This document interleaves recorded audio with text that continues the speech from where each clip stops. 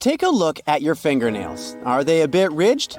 There are a bunch of reasons why that might happen, and it has nothing to do with your manicure skills.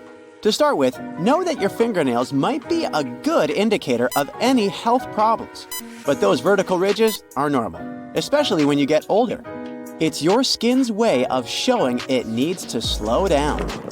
New skin cells don't get produced as rapidly as they used to, so you get this texture on your fingernails. However, if this is just one of many other weird symptoms, it might be more than just a sign of aging. For instance, it may be a sign of a chemical imbalance, which can give you vertical ridges, but also make your nails look spoon-shaped. Don't put stuff in your ear. You know that.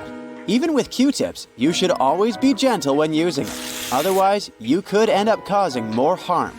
What's even more interesting is that sticking things in your ear can trigger a weird coughing mechanism, also known as the Arnold's ear cough reflex.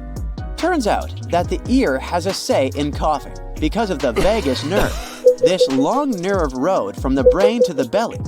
It taps the ear, handles the voice box, and takes a detour to the stomach. This nerve runs all sorts of daily activities without us being able to control it, from speaking to eating, and even bathroom breaks. Now, the part that connects it with the ear is Arnold's nerve. This one deals with touch sensations. Stick something in your ear and it can get triggered. And it's precisely that tickle sensation that can make you cough. Think of it as a brain blip, tricking your body into believing it's got something in the throat. You end up coughing as a way to kick out the imaginary intruder. You might be missing a muscle in your arm too. But it's okay. You are most likely born that way, and you're also one of many. It's called the palmaris longus tendon, and about 14% of the population doesn't have it. Here's how you can test it out. Gently flex your wrist and touch your pinky with your thumb. If you can see a little tendon protruding on the inside of your wrist, you've got it. If you don't, that's fine. For the most part, this muscle doesn't increase the performance of our arm. Here's another little experiment you can safely try at home. Check which one of your nostrils is your favorite, even though you probably didn't even know you had one. Stand in front of a mirror, breathe out through your nose, and watch how the fog forms. Sure, there will be 2 marks on the mirror, but for most people, one's gonna be bigger. That's because we usually breathe more from one nostril at a time. Some doctors say that about 75% of our breath comes from one single nostril. It also switches sides during the day, in a process called the nasal cycle. So why not both nostrils at once? Well, it's generally believed to be all about moisture, preventing one side from getting too dry. The only time you might be able to notice the difference is when you're trying to fall asleep. Lie on your right side, and you'll see that gravity makes one part of your nose work harder. Speaking of sleep, whenever you're trying to get some rest at a new place, only a part of your brain will actually get some quality sleep. That's because our brains are wired to remain a bit more alert when we're in an unfamiliar place. This discovery explains why we often wake up feeling groggy after a night in a new apartment. This is a feature we share with birds and sea creatures who can half sleep, keeping an eye out. Back in the day, sleep researchers noticed this and named it the first night effect. Whenever someone participated in a sleep study, they noticed the quality of their rest was so bad they had to trash the data. But after the first night, it seemed to level up. We do this because back in ancient times, the chances of getting attacked by predators during the night were way higher. So it made sense to keep that part of the brain on guard for any dangers. Unfortunately, there's no switch to flip this off. So after a night in a new place, just know you'll need way more coffee. And maybe hit that subscribe button to stay updated with our newest videos for a nice pick-me-up in those snoozy days. It's possible that each time you're getting ready for a workout, your heart is already acting up, even though you aren't technically moving your muscles yet. That's because of an effect called anticipatory rise. In simple terms, it's like your brain is sending directions to your heart, telling it to get ready. These directions come in the form of chemicals, like noradrenaline and adrenaline. It's helpful because that kick in heart rate means more blood pumping out every minute, which is good for your muscles. The increased blood flow delivers oxygen and prepares your muscles to put in the required effort. The better shape your heart's in, the smoother this whole process goes. All of us have heard stories about regular people being able to lift heavy objects in stressful situations. You know, like a mom being able to lift a car to save her kid. Some are calling it hysterical strength. And it can't really be tested out in a lab because you can't just fake a sense of imminent danger. It's more about real, spontaneous moments that somehow trigger this hidden superpower. Well, even though it sounds like people are lifting a ton of weight, they're not that strong. Take the classic car lift scenario. You'd think they're lifting the whole car, but it's more like lifting a part of it. Most wheels are still on the ground. Plus, cars aren't evenly heavy everywhere. The engine's the densest part, not the area that's often being lifted. As for the hysterical strength, it's more about realizing we're stronger than we think. Our muscles usually use the least effort needed for everyday tasks. But when we need to go all out, we can recruit more muscle power. You see, our bodies are very efficient. Why use all our muscles when lifting a coffee cup? Even when we feel exhausted, chances are we're not. Researchers say we might only use 60 to 80% of our muscle strength, and that's reserved for top athletes. Apart from efficiency, our brains also don't go full power on our muscles because of a built-in safety mechanism. If we used all our strength, we could easily hurt ourselves. The simple game of peekaboo isn't just a fun pastime for babies. They love it so much because it can help with their development. You see, it's not just about covering and uncovering faces. It helps them better master the skill of visual tracking. It's also useful for understanding the concept of object permanence. Just because they can't see something, it doesn't necessarily mean it's gone forever. This knowledge that objects exist even if they're out of sight will increase their problem-solving skills when they get older. Playing peekaboo is also a good way to exercise various positive emotions. They go from surprise to anticipation to excitement and happiness. Some say they can do just fine with just 4 hours of sleep every night. But scientists say most of us adults need a good 6 to 8 hours. And the reality is that anything less than this average can lead to serious sleep deprivation. That is, of course, if you're not one of those super sleepers. These people are magical beings who thrive on less than 6 hours of sleep each night. They function properly on that little, but they also naturally wake up after just 4 or 5 hours. Only 1 to 3% of the population can claim that title. Also, no, it's genetic. You can't train yourself to be one. You're out for a couple of miles with an ingrown toenail. Ouch! Now, think about those folks who tackle extreme races and marathons. To run their best, they need top-notch training and solid shoes. But there's one more thing. Perfectly trimmed toenails. And trust me, keeping those nails in check is an art in itself, because there are many rules on how to do that right. To get ahead of nagging toenail issues, some athletes choose to have their toenails removed altogether, which helps them dodge problems like bruising and ingrown nails. Take Charlotte Vassarelli, an ultra runner who had to say goodbye to both of her big toenails after relentless pain had been affecting her stride. The procedure takes about 45 minutes. A podiatrist will numb the toe, apply a tourniquet, and carefully remove the nail right down to the root. They then use carbolic acid to stop it from growing back.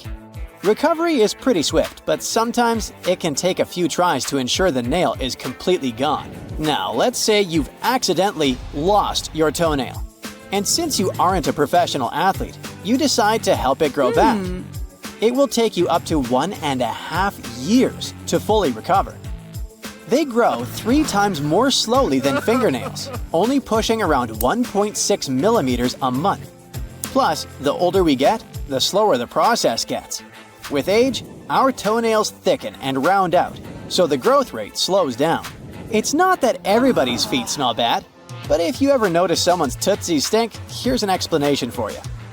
Our feet have around 250,000 sweat glands. For comparison, our armpits have 10 times fewer, only around 25,000. However, it's not the sweat that makes the feet smell. Bacteria are in charge of the stench. The primary reason is oftentimes lack of ventilation and fungus that thrive in wet environments, such as sweaty feet. Farts and burps are just a normal part of being human. When we chow down, our small intestines don't get around to digesting all foods perfectly, and gas is a byproduct of a digestive process, when bacteria break down leftovers in your gut. All that gas eventually has to escape, which means, on average, we let out about 12 to 25 farts a day. And don't worry, holding in gas won't affect you seriously. Sure, it can lead to a bit of tummy trouble, but being polite at dinner won't mess with your health in any serious way. Gross as it is, pus actually tells you that your body is doing its job. That gooey stuff, whether it's white, yellow, green, or even brown, is just a buildup of white blood cells fighting off an infection. It means your immune system is kicking in like it should. Of course, if you see pus after major surgery, that's a flag to reach out to your doctor.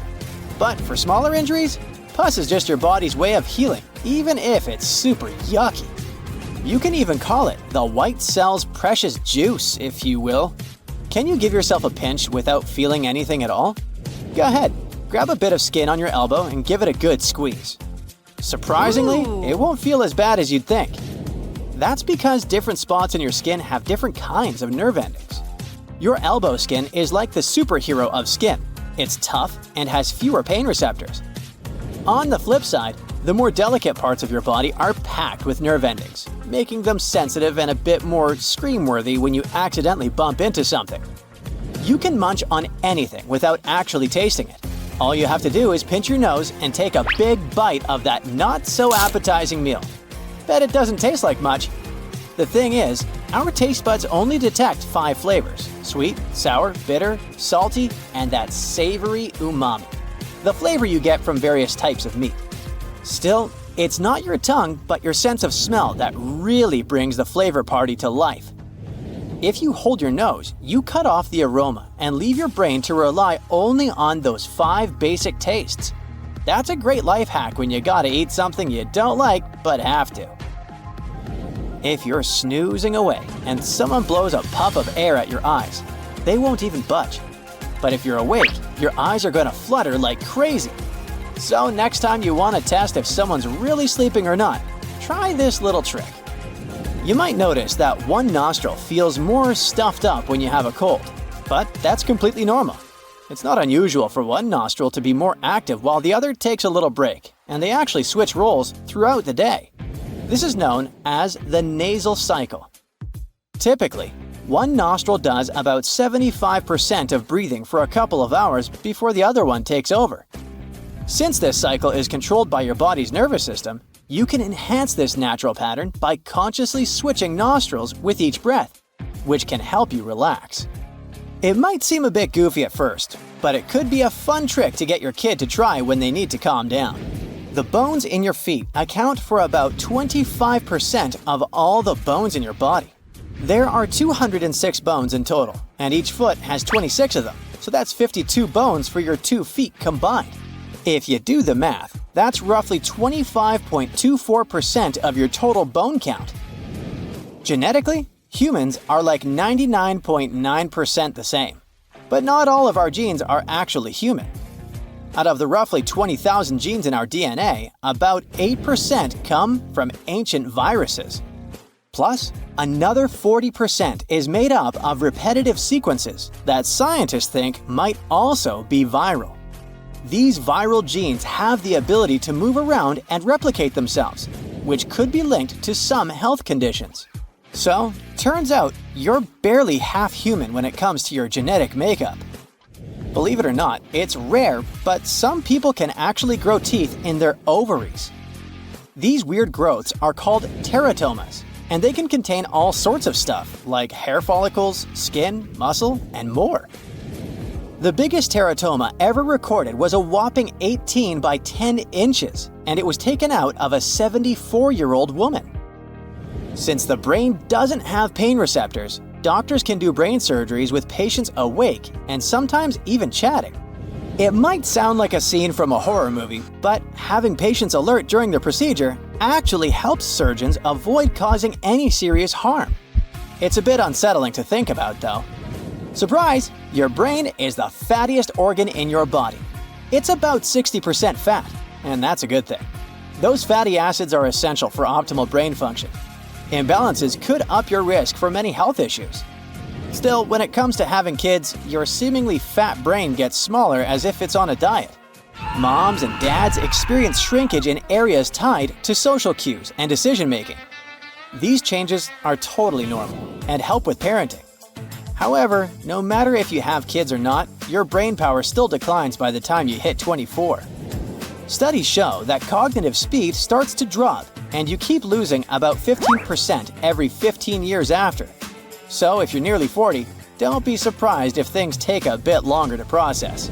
Your ring finger can give away your marital status, but it also has some interesting secrets even before you tie the knot. Back in 1998, evolutionary biologist John Manning found out that if your ring finger is longer, it might mean you had higher levels of prenatal testosterone. Since then, several studies have backed this up, showing that folks with longer ring fingers tend to excel in sports. If you've just checked your palms and your fingers are really long, don't be too fast to judge. Not all scientists agree with that. However, there's some proof that men with longer ring fingers can be a bit angrier than other people. Maybe that's why boxing gloves resemble mittens, to keep you guessing about who the real champ is. Only 30% of people actually know how to whistle, but it doesn't mean you can't learn if you aren't born with this skill. It's something you need to practice. You can try whistling through your lips first. That's the easiest way to do it. Wet and pucker your lips. Try to softly blow some air. Can you hear anything? Now, blow harder. Your tongue should be relaxed all the time. Once you learn how to whistle, you'll be able to adjust your tongue, jaw, and lips to produce different tones. Whistling is the native language of the residents of a town in northern Turkey. Instead of words, people there whistle when they want to communicate. It sounds similar to bird calls. Try to raise only one eyebrow. Don't worry if it's not going well. You're not alone. Only less than a quarter of the world's population can do it. But maybe you can raise your right or left eyebrow independently of your other eyebrow, but not the other way around? There's a special muscle you use when you want to raise your eyebrows. If one side of your face is less connected or not connected to this muscle at all, you won't be able to raise both eyebrows. You can practice this skill too. Stand in front of a mirror and move one eyebrow downward. At the same time, focus on raising the other one. After some time, you'll be more aware of the muscles around your eyebrows. If you keep practicing, after a while, you'll be able to do it without helping your eyebrow with your hands. Place your hand on the table and bend your middle finger. Then, raise your little finger, index, and thumb. This was probably easy for you, right? But try to lift your ring finger. Not so simple anymore, huh? Most tendons running through your hand are not connected. The middle and ring fingers are the only ones that are linked. That's why you can't lift your ring finger without straightening and raising the middle finger too. About 1/3 of people can bend their thumbs backward beyond the typical range. The rest of the fingers have 3 bones, while the thumb only has 2. The first one starts at the tip of the thumb. It extends all the way to the knuckle. That's where the second bone starts. It goes to the base of your thumb. You have just one joint in your thumb. It's genetic. Some people simply have hypermobile thumbs that can be bent backwards at up to 90 degrees. This phenomenon is called hitchhiker's thumb. It doesn't affect people's health in any negative way. 8% of people have extra flexible feet. If you check textbooks, you'll see that the human foot is rigid. This makes walking on even terrains more efficient. But apes have bendy feet suitable for grasping branches as they climb trees and move through the treetops.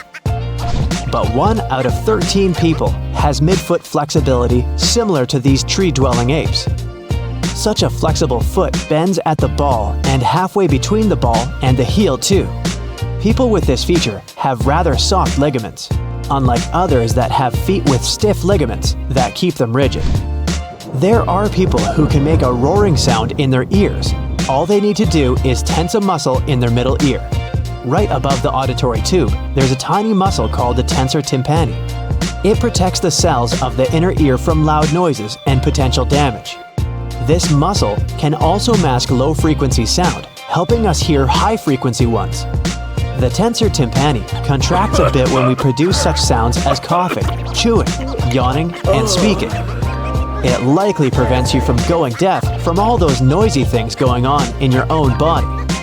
But some people can contract the tensor tympani whenever they want. When they do it, they manage to produce low rumbling in their ears that sounds similar to thunder. The noise muffling effect they get is similar to when you put your hands over your ears. Only they do it without using their hands. It's next to impossible to touch your shoulder with your palm. I don't mean just brushing the tips of your fingers against the shoulder. No, I speak about putting your left palm on your left shoulder, or doing the same on the other side. To perform this, you've got to be extremely flexible and pretty skinny. Most people find it impossible to put their fist in their mouth. To do that, you need to have a very big mouth and a small fist. A grown-up's hands are usually 7 to 8 inches long, while the average mouth is usually less than 2 inches across. There are people who can recall all their memories as clearly as if they had happened yesterday. Normally, even the memories we cherish the most may not be as accurate as we think they are. Our brain can alter them, change some details, or even the entire memory over time. And when we want to remember something, it may take time to recall the details. But some people have a rare ability to remember literally everything.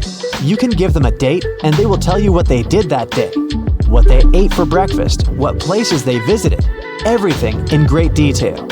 This condition is called highly superior autobiographical memory. There are fewer than 100 people that are known to have this ability in the entire world. About 1% of people on our planet are ambidextrous. That means they can use both hands equally well.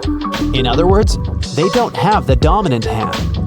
From the biological point of view, it means that both the right and left halves of someone's brain are almost symmetrical.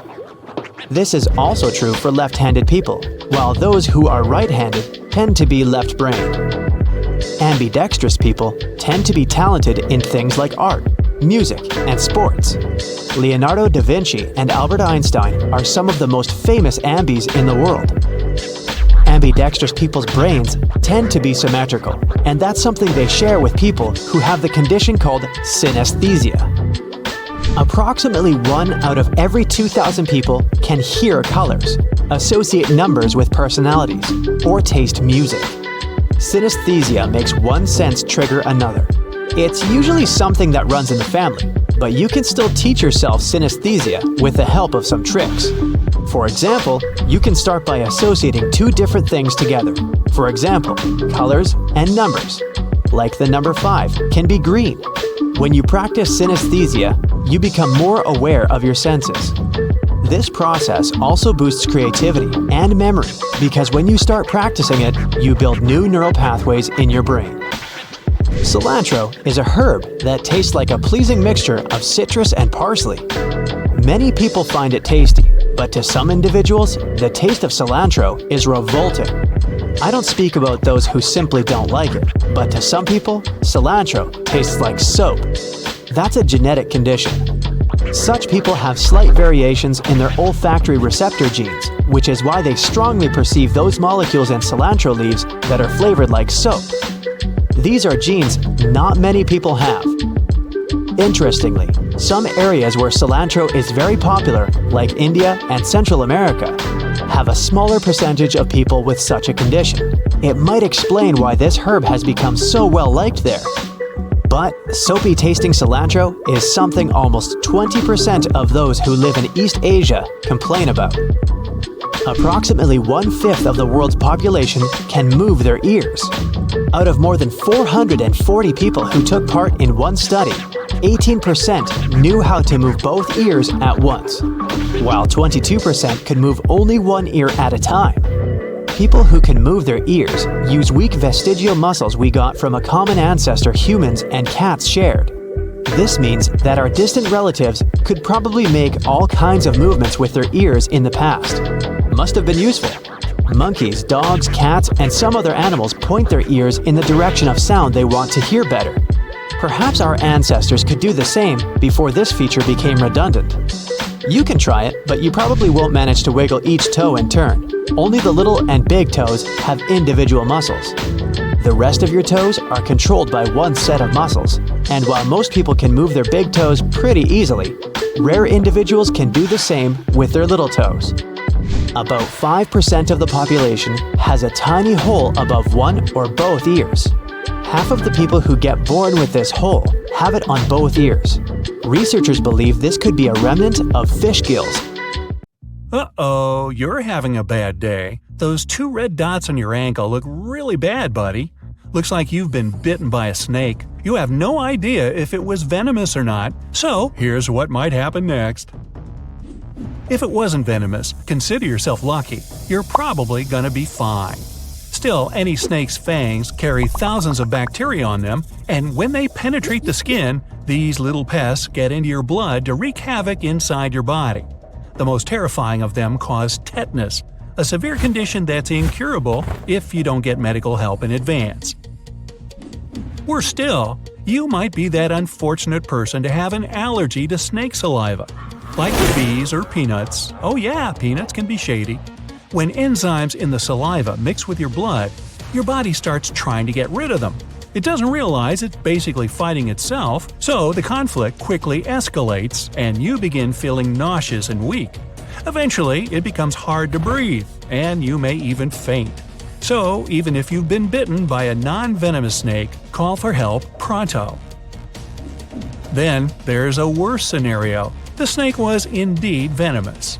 Every snake species has its own kind of venom that acts differently from others. Let's see. It can affect either heart and nerves, muscles, or blood vessels. It always starts with a sharp pain at the place of bite. The snake opened its mouth wide, punctured your flesh with its 2 upper fangs, and injected its venom through the channels inside them.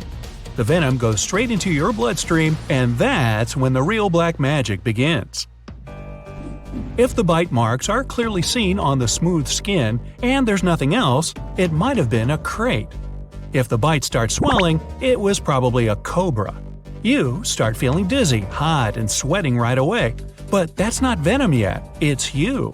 You're scared of seeing those bite marks, and the hormones adrenaline and cortisol rush from your adrenal glands into your blood to make you blush and tremble.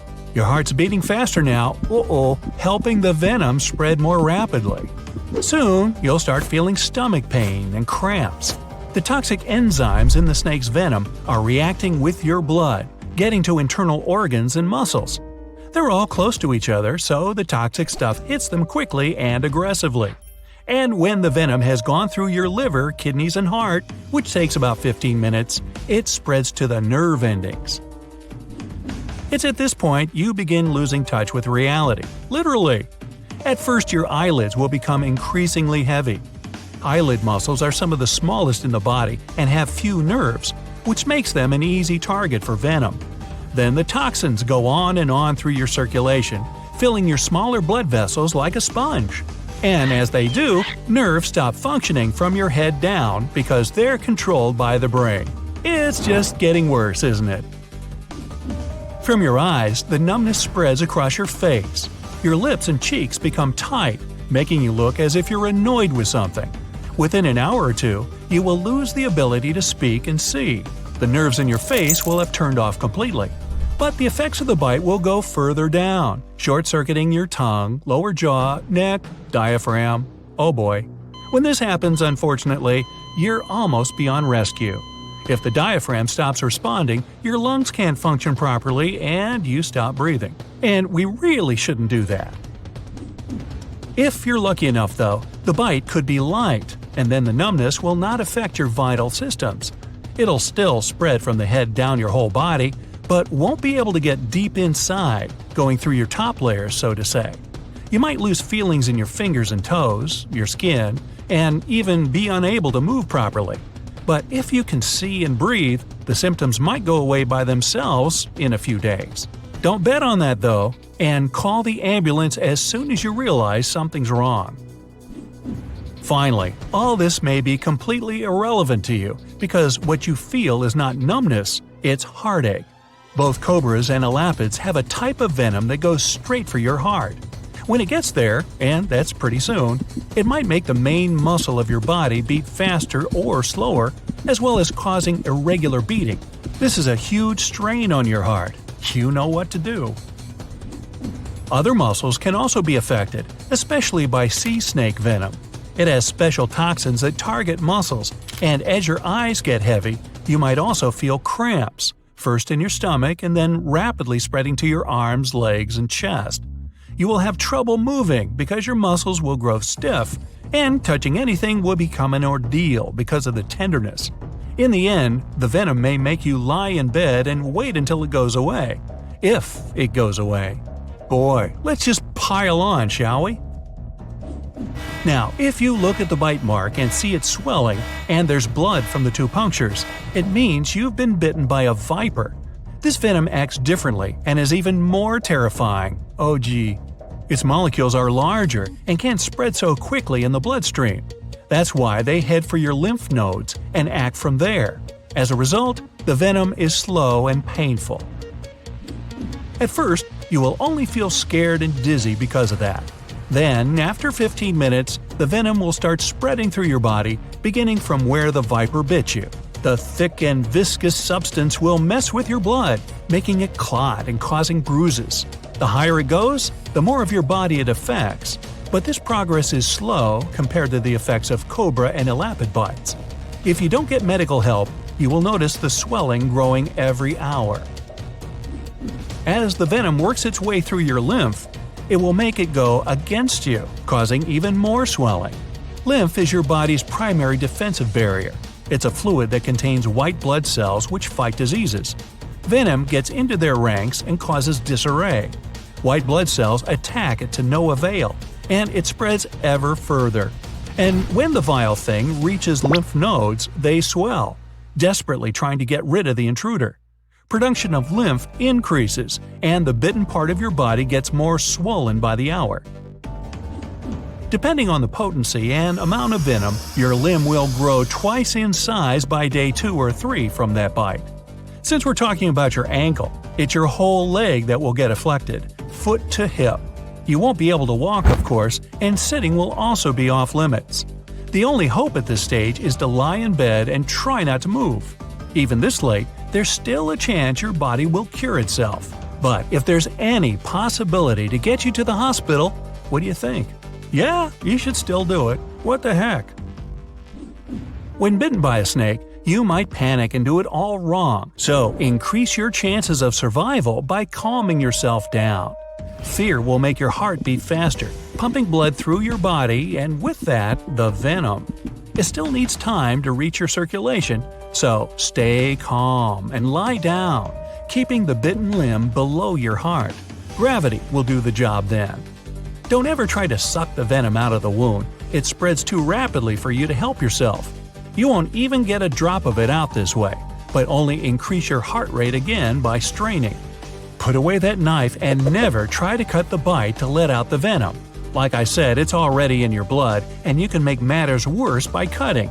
If you didn't have infection inside the wound, you might get it from that knife. Applying cold won't help either.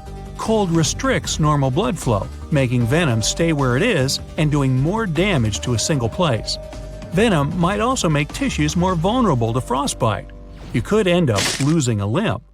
Same goes for tight bandages and tourniquets. When blood flows freely, it lets the venom spread, of course, but also dilutes it, making the substance less potent. The bite might not be as dangerous as you think, but by applying a tight bandage, you can triple its power. Hey look, you made it! You're in the good place! Wait a minute. Uh-oh, never mind. Meet Joe. Joe is your average Joe, pun intended. He has an office job, likes to jog sometimes, and his hobby is to jot down clever jokes he hears. And like any person out there, Joe has emotions. Let's follow him around and watch him go about his business for a while. Right now, Joe is calm and reserved. It's early morning and he's going to work, lost in the thoughts of the day ahead. Just look at him, total zen. Joe is about to enter his office building when something hits him on the back. The pigeon sitting right above him looks smug, but Joe can't see the bird. He's just surprised. Emotions live inside and activate or deactivate certain areas of the body. Right now, Joe is experiencing tension in his head and chest because of the sudden bump on his back. The feeling is fleeting, though, and Joe goes into the building without a second thought. Inside, he's met by his colleague, who notices a splatter on Joe's back and snickers. Surprise hits the drums in his head again, but then abruptly vanishes, replaced by a powerful feeling of embarrassment. Joe's cheeks go red, blood is pumping through his head and stomach, and his legs go weak. He hurries to the bathroom to clean up the mess, while the colleague is still smirking at his back. Finally, Joe is clean and goes to his desk. He opens the corporate mail and sees a message from his boss telling him to come over as soon as he arrives. Anxiety hits Joe hard in the chest. He reclines in his chair, trying to calm down, but the feeling has clutched his heart with steel tongs. Making his legs obey with a sheer force of will, Joe stands up and goes to the boss's office. The man is clearly not in the best of moods today. Joe feels the press on his heart become even tighter. He has to file the report he's been writing for 2 days by lunchtime today, or he'll lose his bonus. That's when fear strikes, and Joe's palms go all sweaty. He knows he won't make it on time. He gulps down the lump in his throat, nods, and leaves the room. Joe is sweating and wide-eyed, desperately wanting to complete as much as possible before the deadline. Then a colleague, Matt, comes over and offers his help in reviewing the report. Joe is thankful. Relief is flooding from his head down to his stomach. With Matt's help, he still might be on time. He finishes writing and sends the draft to Matt. It's still 12:30 p.m., half an hour left before deadline. Whew! Joe wipes the sweat from his brow and waits. Soon a message from Matt. All good, the final version sent to boss. Beaming and feeling warm all over, Joe sends a huge "thank you" as a reply. The feeling of happiness overwhelming, Joe is all but glowing when he goes for lunch. An hour goes by, he gets back to his desk and sees a message from the boss. Everyone's to gather in the conference hall for a presentation. In 15 minutes, everybody's sitting, and the boss starts the meeting. Joe is lost in his own thoughts when something tugs at his wandering brain. Surprise is back. It's pointing at the large screen. That's his report. And the boss is clearly very content with what he sees. Joe can't believe his eyes and ears. The author of this paper is being praised right now. Pride fills Joe in a heat wave, making his head rise and his chest puff up as if someone has blown up a balloon inside him. And then the boss, beaming, presents the author. Joe is already half out of his chair when he hears the name. Not his. It's Matt. And he's walking down the aisle with a smile as broad as the boss's. At first, Joe doesn't understand what's going on. But then it dawns on him. Matt set him up. Made it look as if it was his report, not Joe's. Anger bursts inside Joe like a supernova.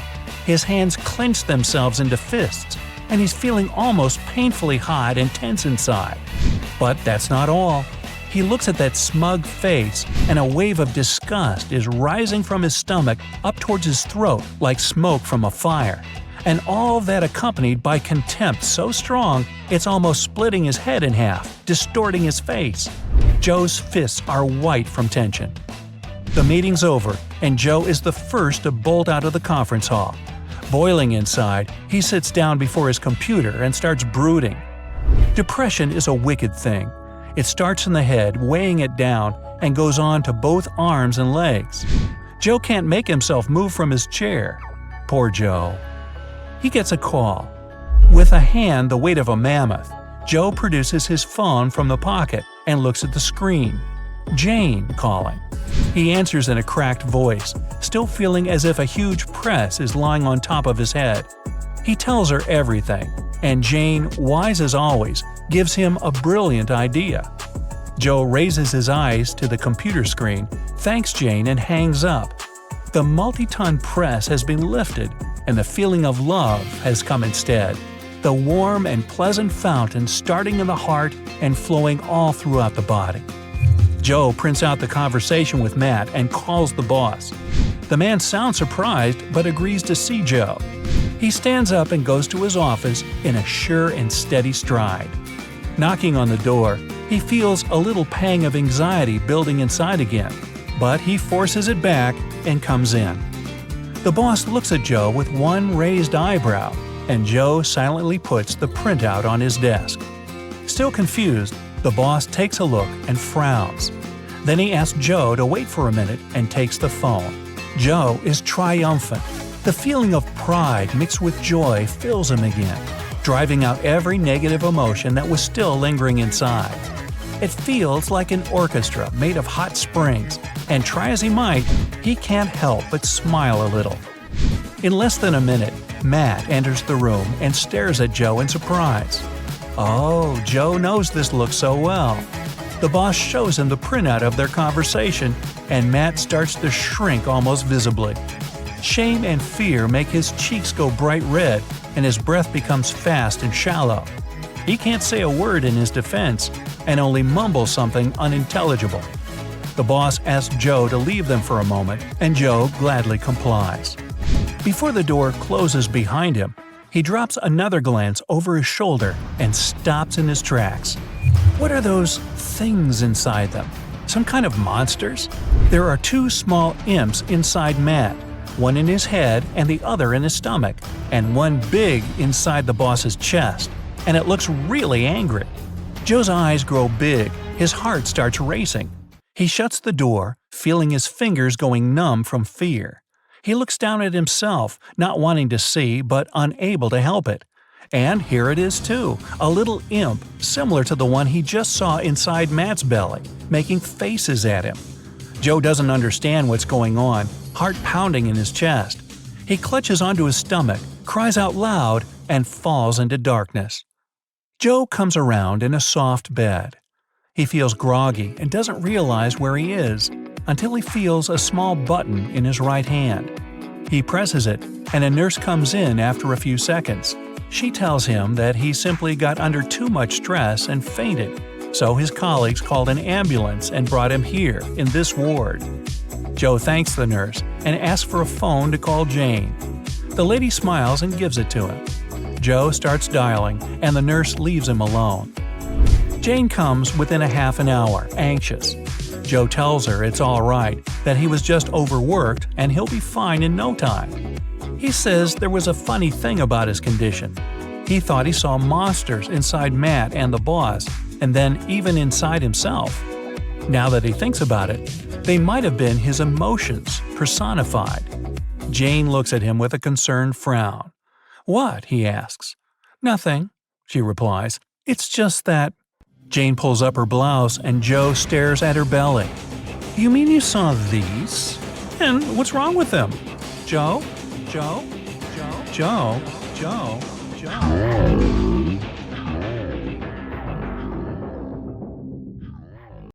Well, friend, it's time to clean up your act. If you still use cotton swabs to clean your ears, best look a bit lower at your belly button. I bet you've last cleaned it a long time ago, if ever. Still, there's a lot of stuff going on there. Scientists have found a veritable rainforest of bacteria in the human navel, and some of them are bound to be harmful. So, cleaning the belly button is a must, but simply poking your soapy fingertip in there under the shower ain't gonna cut it. For proper navel care, if you have an innie, take a cotton swab, dip it in rubbing alcohol, and rub the insides of your belly button. Stare in horror at how dirty your cotton swab has become. Then take another one and repeat the procedure until the swab comes out clean. After that, take yet another cotton swab, wet it under the tap, and gently rub your navel again to get rid of rubbing alcohol. It might dry your skin otherwise. Finally, take a long, expected shower, and don't forget to dry your belly button with the corner of your towel. Now, if you have an outie navel, things are a lot easier. Get some soap onto a cloth, lather it up, and rub the soapy cloth onto your belly button. Rinse it under the shower and let the towel do the drying job. Now, speaking of towels, don't forget to change yours at least every 3 days. It collects a lot of moisture, and since it's pretty warm in your bathroom, the towel is a perfect breeding ground for bacteria. When it starts to smell unpleasant, throw it in the washing machine ASAP. It means there are already millions of colonies of bacteria and yeast. Since you've already used up all your cotton swabs on your belly button, you won't be tempted to clean your ears with them, and good for you. The inner part of your ear is pretty sensitive, and you can easily damage it with a cotton tip. So don't go poking in there with your nails either. Chances are you'll push the wax even further too, so it's a lose-lose. To properly clean wax from your ears, take an eyedropper and fill it with baby oil, mineral oil, or hydrogen peroxide. Apply a few drops to either of your ears and go about your business. The wax will have to soften for a few days now. Then take a rubber bulb, fill it with warm water, and very carefully rinse your ear canals with it. Tilt your head to the side and pull your earlobe down for better access. Don't push the bulb too hard, or you'll end up with water stuck in your ear. When done rinsing, tip your head to the other side and let the water out. Repeat with the other ear. After that, dry the outer part of your ears with a towel or a cotton pad. This time, you can also use a wet cotton swab, if you have any left, to clean the outer part too. Just don't go too deep inside. If you still feel uncomfortable after such a cleaning, you may want to repeat it again after a day or two. And if the problem remains even then, it's best to go to a doctor. You might have a wax plug. The areas behind your ears also crave your attention and almost never get it. Don't make them sad, otherwise they'll accumulate sebum, the oily stuff that covers your hair when you don't wash it, and might eventually start smelling like cheese. This is a warning sign there's a lot of bacteria behind your ears. Before you shower, take a cotton pad and dip it in white vinegar. Rub it behind your ears to get rid of sebum and nasty germs. Then just go to the shower and wash as usual. Simple as that. Even if you brush your teeth twice a day and use a mouthwash every time, you might still notice you've got bad breath. This could be caused by bacteria on your tongue, so consider cleaning it too. This is especially true if your tongue is coated with some whitish film. It's best if you buy a special tool for tongue scraping, but even a clean spoon or your toothbrush will do. Pull out your tongue, looking at yourself in the mirror. Put the scraper as far back into your mouth as you can without gagging on it, and press it to your tongue. Now pull the scraper across the whole surface of the tongue, back to tip. Don't try to do it the other way around. You don't want to swallow all that filth, do you? Now rinse off the stuff you've gathered on the scraper and repeat once or twice more until all the coating is gone from your tongue. As a bonus to fresher breath and better-looking tongue, you might also notice that you feel taste better. Your taste buds, free from the coating on them, will discern sweet, sour, bitter, and other tastes more acutely after cleaning. Dirty nails aren't only unsightly, but can also bring you harm. When you scratch an itch, for example, you make tiny cracks in your skin that you don't even see. And if your nails aren't clean, the dirt and germs from under them may get into your bloodstream. For proper nail care, washing your hands with soap is usually enough.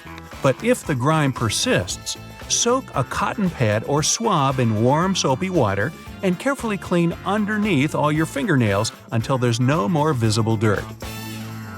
If you have piercing in any part of your body, remember it requires proper care and cleaning too. First, make sure you know what kind of metal your body accessories are made of and consult your piercer or doctor on what precautions to take. For most accessories, though, saline rinsing will be enough. It's best to buy a package of sterile saline, and if it's unavailable, go for a saltwater solution. Take a quarter of iodine-free sea salt and dissolve it in a cup of warm distilled water. Wash your hands not to infect your pierced area. Remember the dirty fingernails? Yeah. Take your saltwater solution and apply it to the piercing. It might take a different approach to different places. If it's your ears, then the best choice is to take a clean piece of gauze, soak it in the solution, and dab it gently on the piercing. If it's the belly button, you can take the cup with the solution and turn it carefully over your piercing while sitting or lying back and sloshing the liquid inside a bit. After you've done, dry the piercing with a paper towel. If the piercing is still healing, don't use your regular towel. There might be some harmful germs on it, especially if you've not changed it recently. Washing your feet with soap or shower gel isn't enough. The skin on your feet is much thicker and harder than anywhere else on your body, and it gets even tougher with age. If you don't take good care of your feet, the skin there might eventually crack, causing discomfort and bringing risk of infection. Oh no! To avoid this, give them a hot spa from time to time. Prepare a warm bath in advance and take a few pinches of salt, the sea variety. Rub the salt onto your feet with your hands, taking special care of the heels and toe pads. These areas take the brunt of activity when you walk. Then soak your feet in the bath you prepared for 10 minutes. Read a book or check the news feed on your smartphone while waiting. Then, use a foot scrubber on the whole surface of your feet to get rid of exfoliated skin cells. Dry them with a towel and go. Do this at least once a week to give your feet a much-needed relief. You might notice that your elbows have gotten darker than the rest of your arms. It happens because the skin there is rather thin and elastic since you use those joints a lot. To even out your skin shade, take time to cleanse and moisturize your elbows separately from the rest of your skin. While taking a shower, lather up and wash your elbows specifically, then add some moisturizer on top. After that, exfoliate them with a special body wash or a sugar scrub. Then dry yourself with a towel, and after a few weeks of such care, you'll probably notice your elbows getting lighter. Speaking of pillows, as I was about to, not all of them guarantee sweet dreams. Some of them make you sleep in an unnatural position and don't support your head. A pillow's not going to give you a backache all on its own, but it can make things worse. Having no pillow's better than a bad one. Test it out for yourself. If you wake up refreshed without one, it's time to chuck that thing out. To see if a pillow's giving you good head and neck support, put a book or something similar on it. Then take it off and wash. A good pillow will definitely spring back to its original shape in seconds. Give it a little help by washing it every 6 months. If you've got yourself a super comfortable pillow, make sure you change the pillowcase often. That thing is a sponge for germs, and it can even harm your skin and hair. You may also want to try a silk pillowcase. Ooh, it doesn't scratch your skin. And since silk absorbs less moisture than cotton, it won't dry out your skin as much. If detangling your hair when you wake up sounds like your normal morning routine, you might want to try sleeping without a pillow. We all toss and turn at night. Every time you roll over in bed, you rub your hair against the pillowcase. Doesn't matter if you're trying to fall asleep or if you're in a dream being chased by a pack of huge hungry rabbits. Your hair still pays the price. Another big no-no is going to sleep with wet hair. It causes hair damage, extra tangling, it can weaken your immune system, it's not hygienic, and it can help your pillowcase get nice and moldy. Ew! There are loads of pillow types, and different people need different pillows, depending on how they sleep. People who like sleeping on their stomachs need thinner and softer pillows. Back sleepers need the kind that's thicker and can support their head properly. If you change positions every 10 seconds, like me, try to find a pillow where the filling is a bit loose so it can adapt to your changing sleep style. Sometimes, pillows can be the reason you wake up tired and grumpy. What do you mean? See? The wrong kind of pillow makes your neck muscles all tense. That's how headaches start. If your pillow's too large, your neck's going to be bent all night. You'll feel uncomfortable in the morning, and it's pretty bad for your posture. Same thing happens when the pillow's just too soft or too firm. It's just like Goldilocks and the Three Bears, except without the porridge. If you usually sleep with a pillow, but for whatever reason want to try sleeping without one, you have to do it gradually. Reduce the support bit by bit. If you sleep on your front, try a thin pillow under your chest to get the right balance. If you already sleep without a pillow, make sure your mattress is holding up its end of the deal. Even though it feels like you're sleeping in a cloud of fluffy goodness, a soft mattress can make you overbend your neck when you sleep. If you feel cold, no matter how heavy your comforter is, try layering. Even if you use a few lighter blankets on top of each other, the air that gets trapped in between them heats up and keeps you warm. The opposite works just as well. Even a really lightweight sheet can betray you. It still traps warm air. Just use one, either a comforter or a sheet. If back pain just won't let you sleep on your side, a special pillow might just make all the difference. Put it between your legs to straighten up your hips. It's going to help your lower back out a lot. It works for knee pain too. If you sleep on your back, just tuck one under your knees to ease the strain. If you find it almost impossible to fall asleep, you're probably not tired. If you're still up after 20 minutes, you should probably get up and do something relaxing. Some nice, calming music, maybe a little reading. Opening your phone's just about the worst thing you can do. Social media and news apps are designed to keep you awake. The worst thing you can do? Watch that second hand tick its way around. Turn your clock away from you. Counting minutes is pretty stressful, even if you don't realize it. Check everything around you. There might be something obvious that's stopping you from falling asleep. Some sort of light that hits your eyes funny. Or a faucet that's dripping. I'm sorry. Try not to drink anything at least 2 hours before you go to sleep. Unless you just love waking up in the middle of the night to go to the bathroom.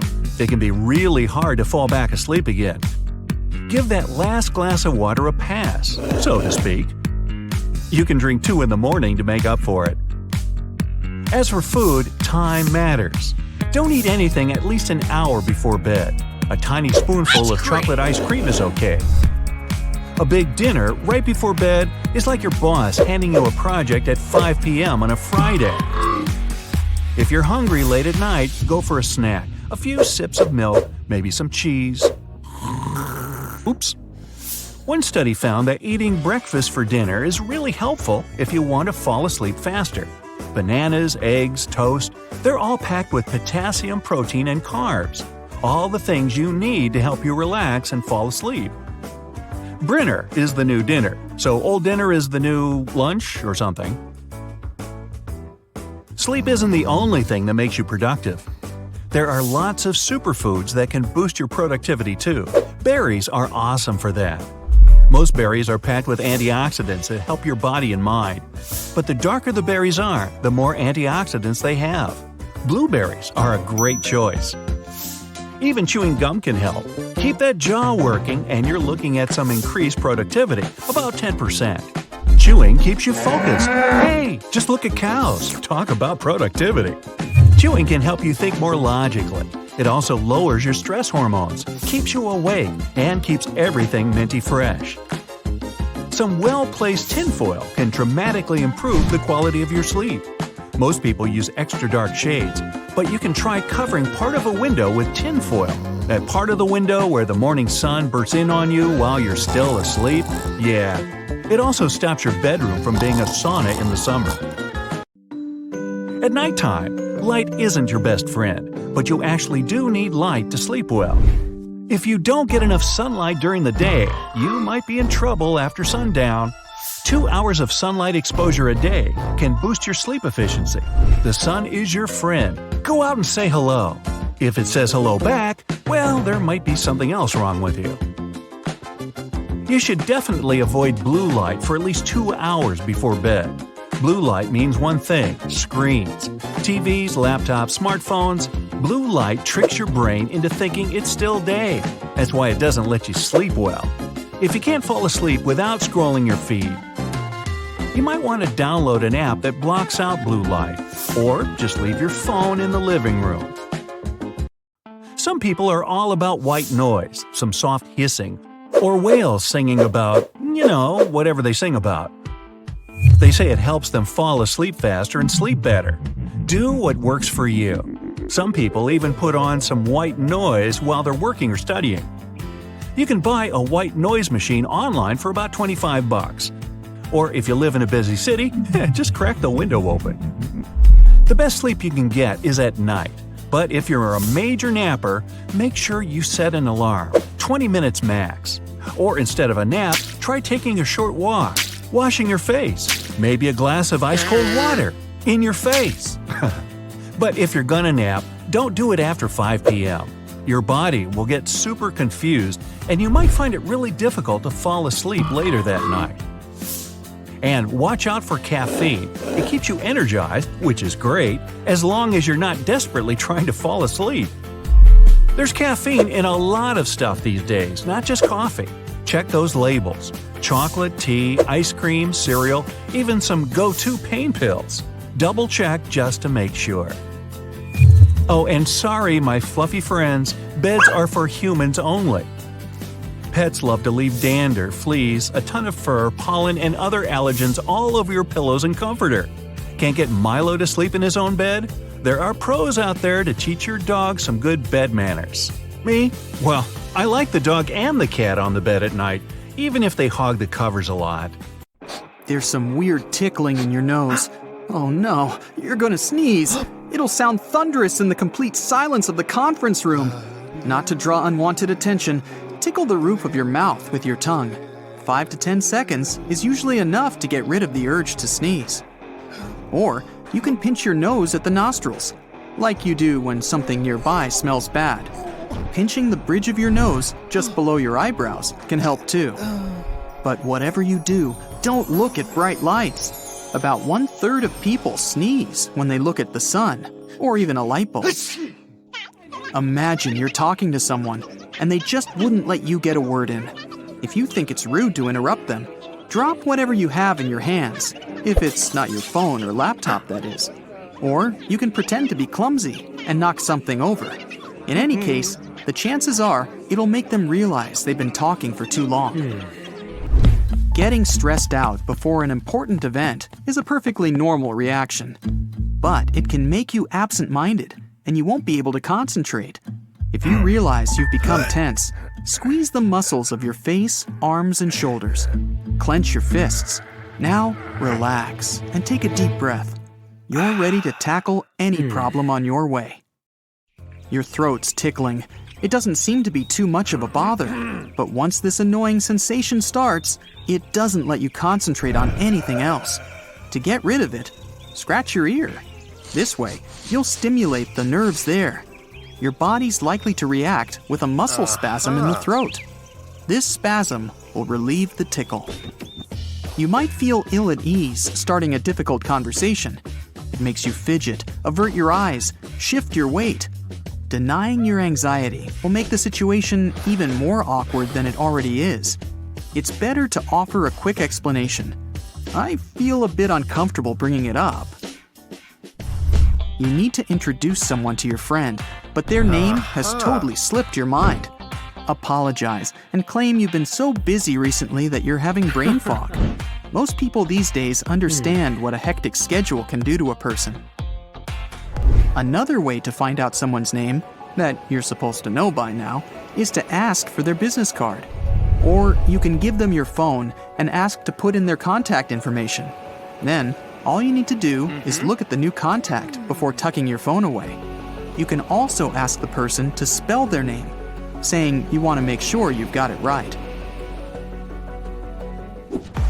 There's no need to shout to be heard at a loud party. Ask the person you're chatting with to bend their ear out and then press it in. They'll hear you much better. To stop hiccuping, put a long straw in a glass or bottle with water. Block both ears with your fingers and start drinking. Or you can try covering a glass of cold water with a paper towel or clean cloth and sip through it. Gently squeezing your nose while drinking something helps too. Another trick is to sit down and bring your knees up to your chest. Hug them for 2 minutes or so. You can also inhale a large gulp of air and hold your breath for as long as you can. Usually, 10 to 20 seconds are enough. Slowly breathe out. If you're still hiccuping after that, repeat several more times. Or grab the tip of your tongue and gently pull on it once or twice. It stimulates the muscles and nerves in your throat. But don't forget to wash your hands before doing it.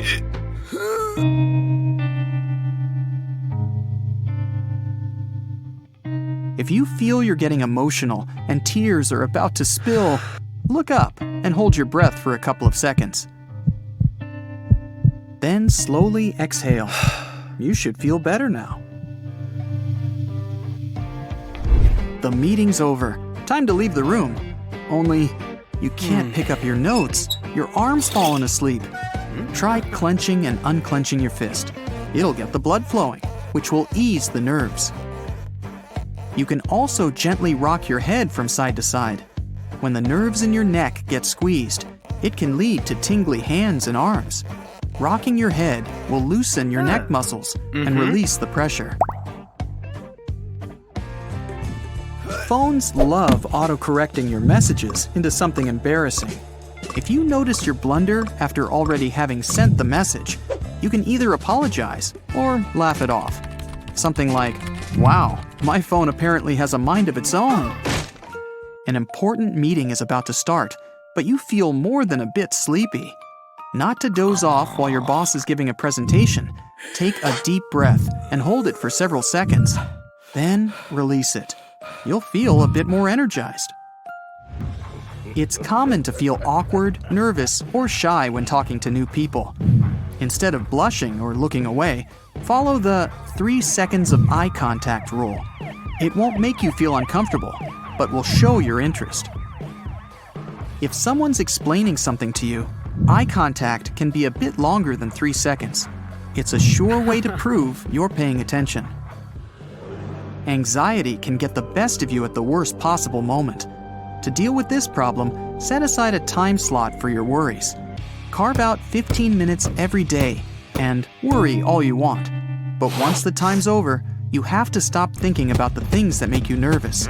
Try not to do it right before going to bed, though. This can make it harder to fall asleep afterward.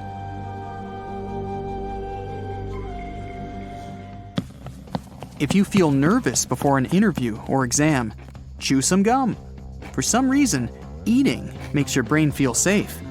You're literally tricking it into a relaxed state. After you eat something extremely cold, like a popsicle, the nerves in the roof of your mouth start freezing. Your body concludes that your brain is getting chilled too. To compensate, it overheats, which leads to an ice cream headache. Instead of scrunching your face and moaning, press your tongue against the roof of your mouth. This will warm it up almost immediately. Try to cover as much space as you can. When you ask for something you need, always use the word "because." It makes people believe there's a serious reason for your request. It happens even to the best of us. A song gets stuck in your head, and it's usually either a commercial jingle or a popular song you've been making fun of. When it happens, you're likely to repeat one part of the song, most often the chorus, again and again. Try singing the song till the very end. It'll make your brain think the song's over, and the tune won't bother you anymore. If you're feeling dizzy, put your hand on something stable. In most cases, it'll help your brain to recalculate your body's position in space, and your dizziness will pass. If you want to ace an important interview, imagine you've known the interviewer for ages.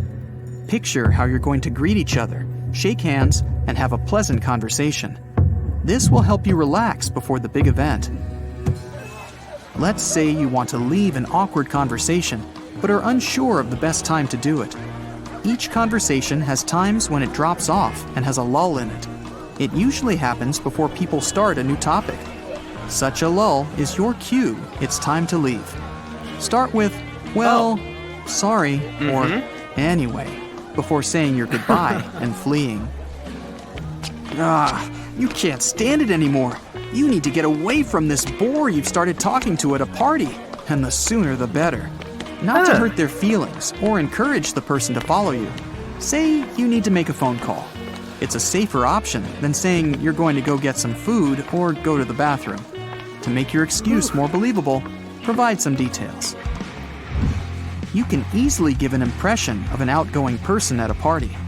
Pick someone and ask them a random question, like, "I love your shoes. Where did you get them?"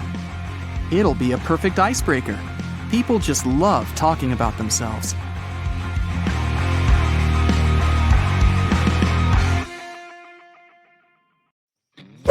Seems a little weird, but very few people can actually digest milk. The thing is, there's some special enzyme, let's call it a little helper, that breaks down the sugars any milk has. When people grow up, they run out of this enzyme, and only a little over 30% of all people retain some of it. Our brain can store only 7 bits in its short-term memory. Don't even try to compare your brain with a phone capacity, not even the one you had back in 2005. A mere byte is 8 bits. That's why you can't even learn a phone number by heart. Our short-term memory functions just like a chalkboard.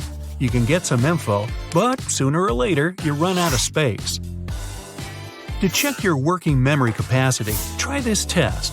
Ask a friend to write a list of 10 words and read it to you. Most people recall 7 or fewer items from the list. Working memory is an essential thing that we need to perform almost any everyday activity, including basic conversations, navigating in the city, and even trying to copy the moves from a workout video. If you wear a hat, it actually warms your hands and even feet. With a hat, the heat is basically trapped inside, and it circulates all over your body, including toes. Finally, good news! Fingernails grow faster than toenails. So you can officially cut the toenails a bit less often. I don't really like to bend to take care of those claws on my feet. If you're sleeping, it doesn't mean that your whole body rests. In fact, sometimes your brain has to work even harder when you're asleep. It needs to process tons of information, and reports usually take a lot of time. Humans can't multitask. It's true. We need time to switch from one task to another. But if we try to tackle several things at the same time, it's not going to be very productive. Now, you're most likely to be unable to isolate your ring finger. Every time you move your pinky or the middle finger, you'll move the ring finger too. The ability to isolate it is hereditary. When you stretch out your arms, the distance between the tips of your fingers is almost equal to your height. Now, it's not true that people can't touch the nose with their tongue. This superpower is called the Gorlin sign, and about 10% worldwide can perform it. Try this one. Lift your right foot and start rotating it in a counterclockwise direction. Try to write the number 6 with your big toe in the air. Now, check the direction your foot's moving. It's moving in the opposite direction because to write the number 6, you need to make a counterclockwise movement. People with double-jointed thumbs can bend them backwards. It looks super unusual, and very few people can do that. Still, it's totally okay. It doesn't hurt to bend a thumb this way either. Hey, next time you're talking to a friend, try to breathe in through your nose. Don't pause to inhale, try to do it in the middle of a sentence while speaking. That can be rather tough. Only about 1% can do that, and they're usually musicians. Our brain is actually pretty large, almost as large as a pillowcase. It's squeezed into a relatively small head just because it's very wrinkly. If you could spread it out, you'd see how brainy you really are.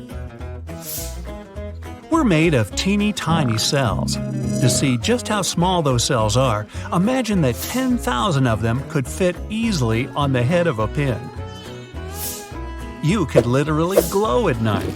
Many fish, algae, and fungi are bioluminescent, and so are you. Turns out that human beings can emit light.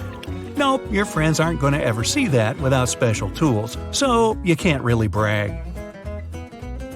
It actually takes a bit longer to start a new habit. It's not 100% true that 18 or 21 days are enough as many people think. The process of getting a new habit can take up to 254 days. But on average, it takes around 66 days for a new habit to become automatic. If you want to become a tiny bit happier, try spending some money on others. People are social creatures, and we used to need others' help to survive. Our brain developed a reward system. When we do something positive for others, we get oxytocin, one of the happiness hormones. Now, when you're asleep, you won't smell anything nasty. The thing is that your sense of smell deactivates at night. If there's some really terrible smell in your bedroom, you won't even be bothered. It's been believed for a long time that a person could distinguish more than 10,000 smells. A recent research showed that people were able to distinguish more than 1 trillion smells. We also remember them better than anything else, and smells can even evoke some distant memories. Tomatoes have more genes than humans. This shouldn't concern you though, because it's not the number of genes that matters, but the complexities of their connections. Fingernails don't only help us catch random tiny objects and peel the stickers off. If you didn't have a rigid structure against which to press, you wouldn't be able to judge how firmly to hold anything. Now your toes are the humble helpers that carry about 40% of your weight. If you've ever heard that humans don't really need their toes, don't believe it. They're also the main pushers when you walk. We've got 2 really fast muscles. They control the eyelid closing. In fact, they're the fastest muscles in our body. Eyes are fragile and need protection. That's why, when the reflex is triggered, these muscles shut the eyes within about 100 milliseconds. That's not more than 0.1 second. If you find hairs in the bath after having a shower, it doesn't mean you're going bald. This is normal, because an average person sheds 40 to 150 hairs per day. Baldness becomes noticeable after you've lost more than 50,000 hairs. We recognize only purple-blue, green-yellow, and yellow-red colors. Everything else is a combination of these 3. It's impossible to calculate how many of these combinations the human eye sees, because every single person has slight vision differences. But it's about 1 million combinations on average. All the hair you see on your head is only about 10 to 15% of all the hair you've got.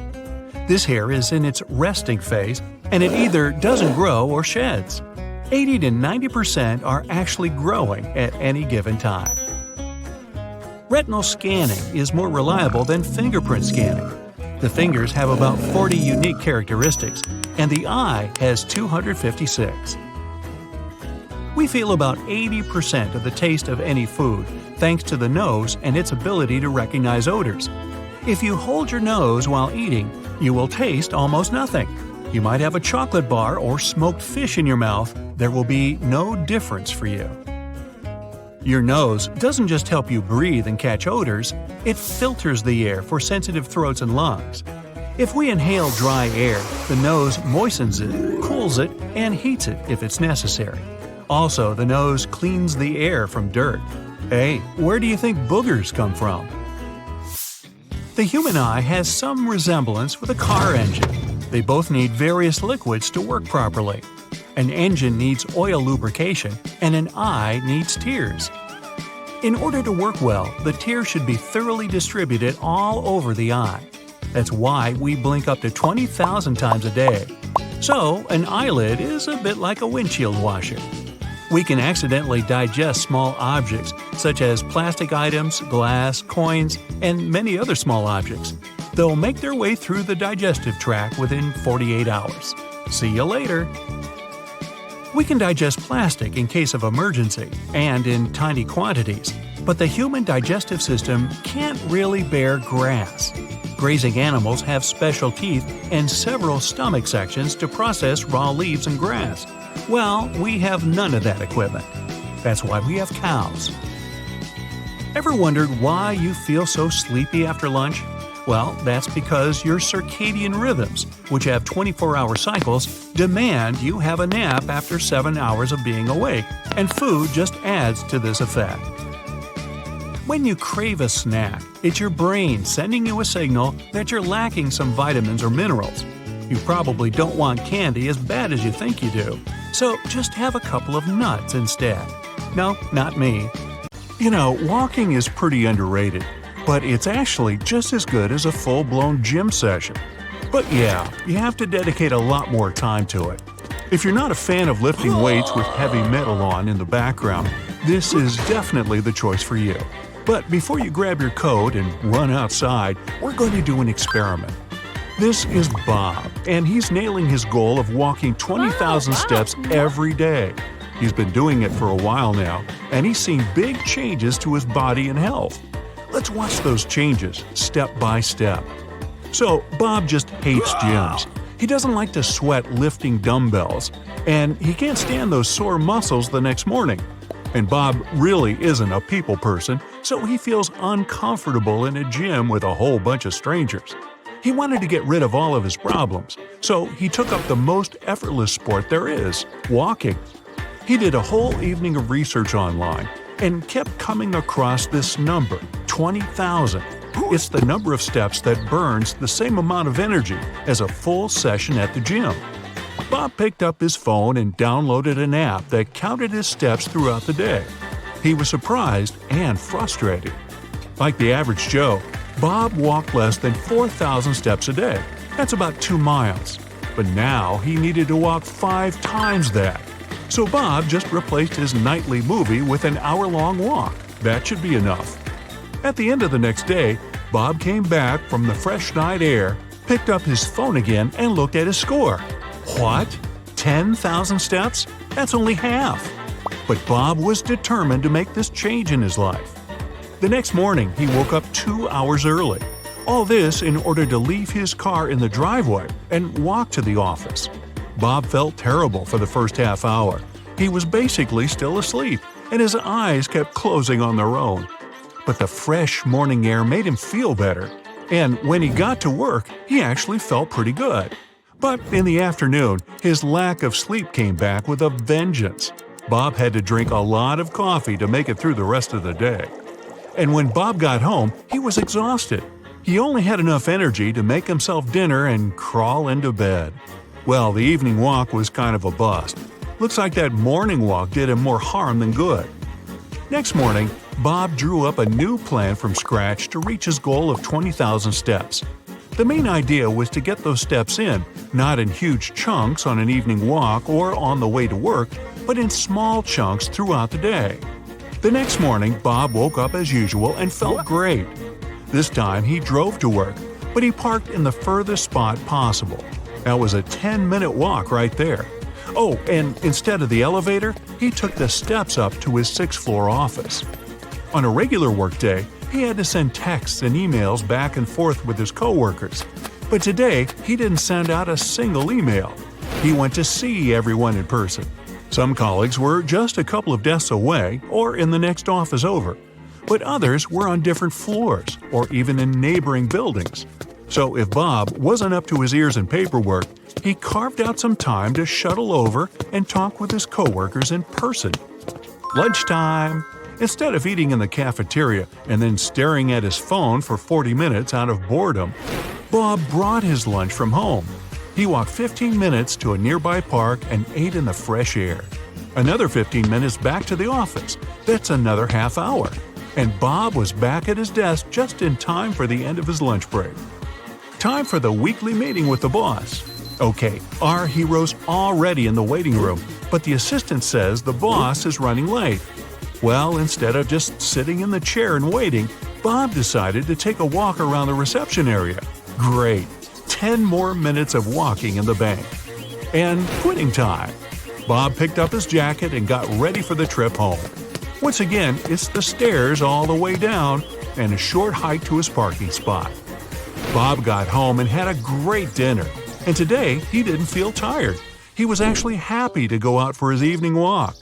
Bob decided to walk to the lake outside of town and back.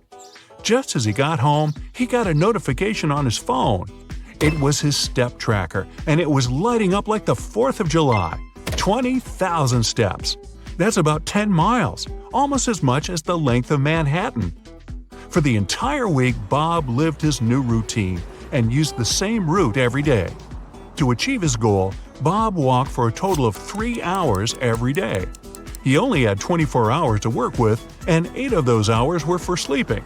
So those 3 hours were a big part of his day. Bob came up with another goal: use that time for something useful. So he went back to his desk and started planning. At first, he tried music on his evening walk, but that got a bit boring. Then he listened to podcasts. He got so into them that he walked right into a lamppost. And then a brilliant idea popped in his head. Share the love, share the steps. The very next day, Bob wasn't alone on his walk. He brought a four-legged friend along. Bob became a volunteer at the local dog shelter, and now every walk was a chance for one lucky dog to sniff a bunch of trees and stuff. One night, the dog was just too cute. And now, Bob has a dog. Every day, he has the epic motivation to get out of the house and pump out those steps. He's taking care of his friend. In the morning, he wakes up to the dog licking his face, begging to go outside. In the evening, the dog meets Bob, and they go to the park together. They're both happy, and now this gym substitute feels like a chill hobby, no stress at all. So, Bob lived like this for 2 months. He walked 20,000 steps every day. And what happened to his body? You can congratulate Bob, he lost 8 pounds. And he wasn't even trying to lose weight, just the opposite. All that walking made him hungry all the time. He was constantly eating, and he wasn't on some special diet. He was still eating the occasional burger and fries, pizza, and a whole lot of sandwiches. But that magic number of steps a day was enough to make Bob's fat start to melt right off. But it wasn't just the weight. Bob's overall health improved. Walking for at least 30 minutes a day reduces your risk of heart problems, and Bob was doing 3 hours. Bob's legs and joints stop hurting after a lifetime of sitting around all day. That's because walking helps lubricate and strengthen the muscles that support your joints. And it increases oxygen levels in the body. It's more invigorating than a cup of coffee. And those awesome happiness hormones that get released made him a hit at the office. So, say you want to go all Bob and start walking 20,000 steps a day. Remember a couple of important details. It's better to do a whole bunch of 15-minute walks than 1 or 2 marathon sessions. This will keep your legs from getting tired or injured and allow you to manage your time better. If you're walking in the evening, wear something reflective on your t-shirt or pants. If it's sunny out, wear a cap and use sunscreen. 3 hours of sun is a lot. Your shoes should be comfortable and have good ankle support. Definitely don't wear your work shoes. And so you don't get bored during your walk, share that time with your thoughts, music, friends, family. Or you can always get yourself a furry friend. All that walking is going to be useful for both of you. Ready for a shock? Only about 43% of you is actually you.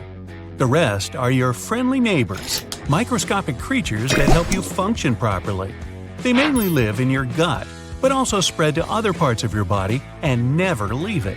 Still, even though your own cells are fewer than microbial ones, there are, on average, about 100 trillion of them in you.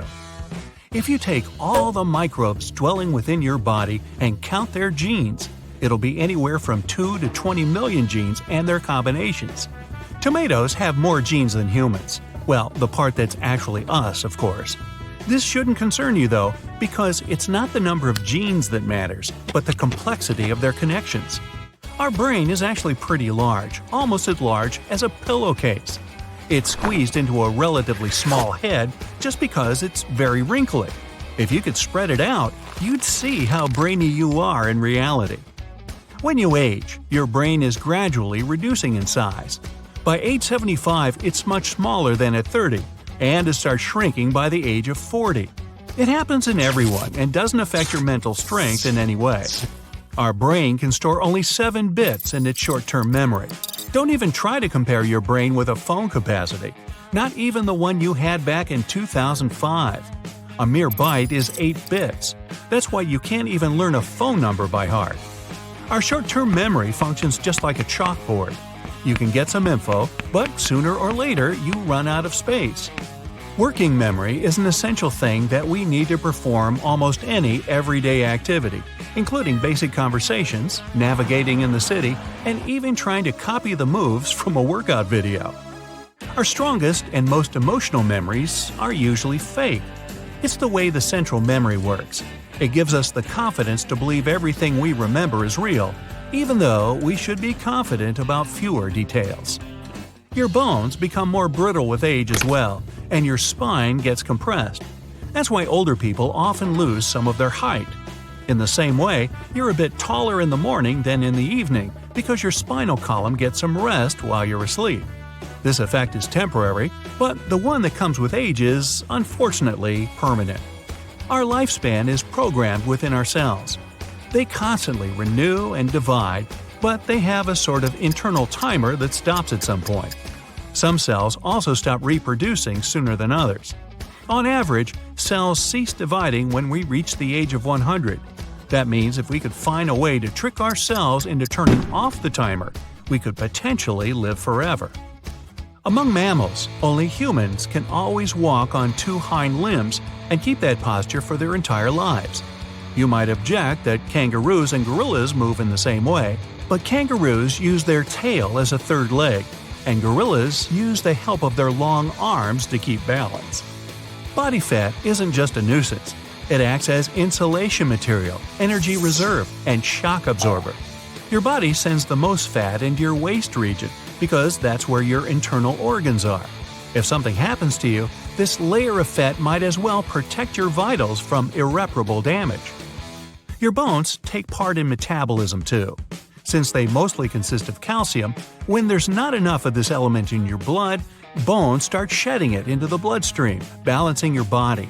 And vice versa. When there's too much calcium in your blood, it goes into the bones to be stored for later. Your skull consists of 28 different bones, many of which are fused together to protect your brain.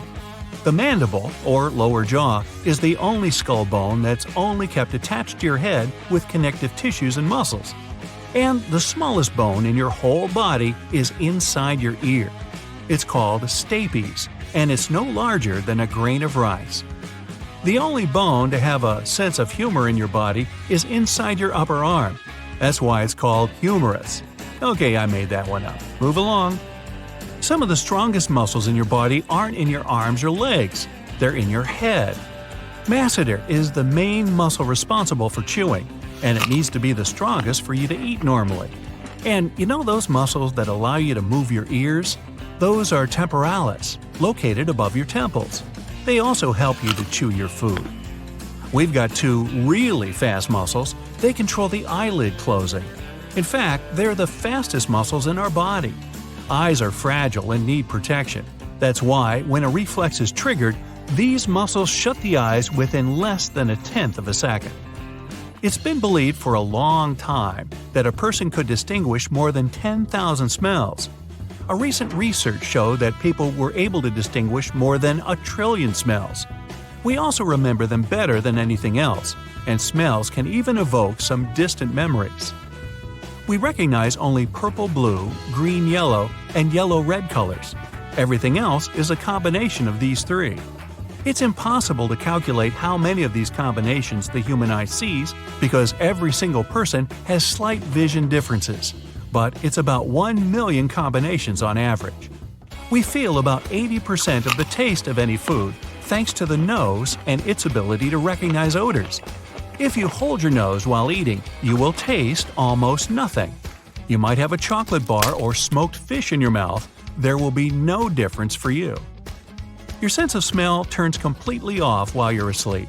Your brain just doesn't register any smells. So if you've fallen asleep and then something starts stinking in your house, you won't be bothered in the least. Rover, you bad boy! Your nose doesn't just help you breathe and catch odors, it filters the air for sensitive throats and lungs. If we inhale dry air, the nose moistens it, cools it, and heats it if it's necessary. Also, the nose cleans the air from dirt. We can accidentally digest small objects, such as plastic items, glass, coins, and many other small objects. They'll make their way through the digestive tract within 48 hours. And there's even a man who managed to eat a whole airplane. It took him years, though, but little by little, he finished his metal meal with no trouble at all. When asked if the plane was staying there forever, the guy replied, "No, just passing through." Yeah, I made that up. Speaking of meals, you feel sleepy after a hearty lunch or dinner because of your basic instincts. Your brain thinks, and rightfully so, that when you eat, you're safe. And if you're safe, you can lie down and have some rest before going back to the world so full of dangers. Every person has their unique smell that can't be confused with anyone else's. Still, if you have an identical twin, you will both have the same smell. Now, our brain perceives giving presents as a more positive act than receiving them. Humans are social creatures. That's why, when we do something good for others, we feel good ourselves. The brain gives us a reward for acting this way in the form of oxytocin, the happiness hormone. Our eyes are powerful tools, much more so than any camera invented to this day. But still, unfortunately, they can't see the glow coming from our bodies. Yep, we're bioluminescent, just like some deep-sea creatures. The only difference is that our glow is so weak that only very sensitive capturing equipment can actually see it. Oops, time's up, gotta glow. The last thing you remember is falling. You wake up at a hospital, surrounded by doctors and scientists. How do you feel? They ask. You realize it's hard to breathe. It feels like a lump stuck in your throat. Your body's burning, sweat covering your skin. Your eyes feel bad too, so you can't see people's faces. Don't worry, the doctor says. There was an accident, but everything's all right now. You've survived. You want to say something, but words won't come out of your mouth, only a loud cough. You can't see, but feel that people around are terrified. In a moment, you understand why. A sticky, dense, fibrous substance spits out instead of saliva. You start to panic. Your pulse quickens. Several doctors hold you and tie you to the bed. They give you a sleeping pill, and you pass out again. You have a nightmare where 1,000 little spiders cover your body completely. You're calling for help, and 4 glittering spider eyes are staring out of your mouth. You wake up screaming, but this time there are no people around. Surprisingly, you feel great. There's nothing stuck in your throat. Your body is cooled down, and you're full of energy. You get out of bed, go to the mirror, and freeze in horror. A small leather pouch has formed on your throat, right under the chin. You take 2 deep breaths to calm yourself and remember everything. You're a biologist and have spent the last few years studying spider silk. It's one of the most durable and versatile materials on Earth. A strand of web is several hundred times thinner than a human hair. It's a dense rope woven from hundreds of nanofibers. Spiders make their webs from silk, a natural fiber made up of protein. As a scientist, you've been trying to create an artificial spider web, copying all the features of the original. If used properly, it can be employed in construction, medicine, and many other areas. There are about 50,000 types of spiders in the world. Most of them don't create webs, but produce silk. The properties of all webs are different, and you study each of them. In your lab, several thousand spiders live in large animal cases. On the day of the accident, you combine natural fibers of hundreds of the most incredible spiders to produce super silk, a versatile material that can replace plastic, rubber, metals, and wood. You place the silk in a little box that mimics the spider's abdomen. You put it on a living arachnid and placed it in a special large tank so it could spin a web inside. A few hours later, you return to the lab. You climb to the top of the tank, open the heavy lid, and see a huge glittering web of the most perfect silk in the world inside. You touch it with the tip of your finger and suddenly realize you can't pull it back. The more you struggle, the stickier it gets. Some spiders use electricity to catch their prey. They cover their web with a special glue with electrostatic properties. This glue is immediately attracted to any objects in the air. It can be pollen, insects, and now it's your body. Thanks to this property, you can easily get tangled and stuck inside the silk. The web is wrapping around your arm and pulling you inside the cauldron. You fall in and black out. Scientists come to your room and tell you that the super silk spider wove a cocoon around your body but didn't bite you. You spent several hours wrapped in a thick cobweb before your colleagues found you in the tank. Most of the silk had been absorbed by your skin. Now your organism has synchronized with the silk and you can produce spider web. The spider glands are right next to your salivary glands now, so there's a pouch on your throat. Right now, you can spit webs, but in the future, the silk will be able to stand out from other parts of the body. You're scared, but fascinated. Can't wait to start experimenting. You go to the testing grounds close by the lab. There, you spit your webs into a thick wooden log. You stick the other end of the web to a log lying on the other side of the area. The silk is elastic. You send a light electrical discharge through the web with a shocker. The silk shrinks, and the two logs crash into each other. You want to test the strength. The strongest web belongs to Darwin's bark spider. Its silk is twice stronger than any other. You have also acquired the properties of this web. Assistants bring the construction crane to the testing grounds. You create a long silk line and stick it to the crane like a cable. The web lifts and holds a cement block weighing several tons. Small pouches form at the tips of your fingers. Now you can produce the web from under your fingernails and release it over long distances. You go to the lab, look out the window, and let out thin streams of silk. The web falls down but doesn't touch the ground. Small, sticky balls form at the web's ends. You understand what kind of spider you got this web from. The redback spider from Australia weaves a web with sticky silk lines that stretch to the ground like a beaded curtain. When ants or crickets hit one of these beads, the web catches them and lifts the helpless creatures into the air. Of course, you don't forget to have fun. You decide to prank your colleagues and spread these silk lines all over the lab. A couple of hours later, you see several scientists hanging in the air and asking you to stop this. You spin a web above the floor and jump on it from a height as if on a trampoline. Super silk has also given your bones and muscles strength and flexibility, so you're not afraid to hurt yourself. You wrap the silk around your palms and fingers to try to climb the wall. You put your palms on the wall, but tear the paint and plaster off and fall on the floor. Another spider feature has been discovered. You throw the web from the fingers and don't see it. If you stick this web to any object and pull it towards you, it may seem that you have telekinesis. Some spider species can produce silk that doesn't reflect ultraviolet light. That is, you're weaving a transparent web. Also, you have silk that reflects ultraviolet light and appears blue at a certain angle. But the coolest thing is the golden web. In tropics, some spiders imbue silk with a special substance that gives the web a golden hue. With these abilities, you design beautiful patterns. You leave the lab and head into the woods located not far away. Here, you notice that hundreds of thousands of spiders are crawling towards you. But don't worry, they don't want to attack. Spiders can cover their webs with special pheromones that attract other spiders.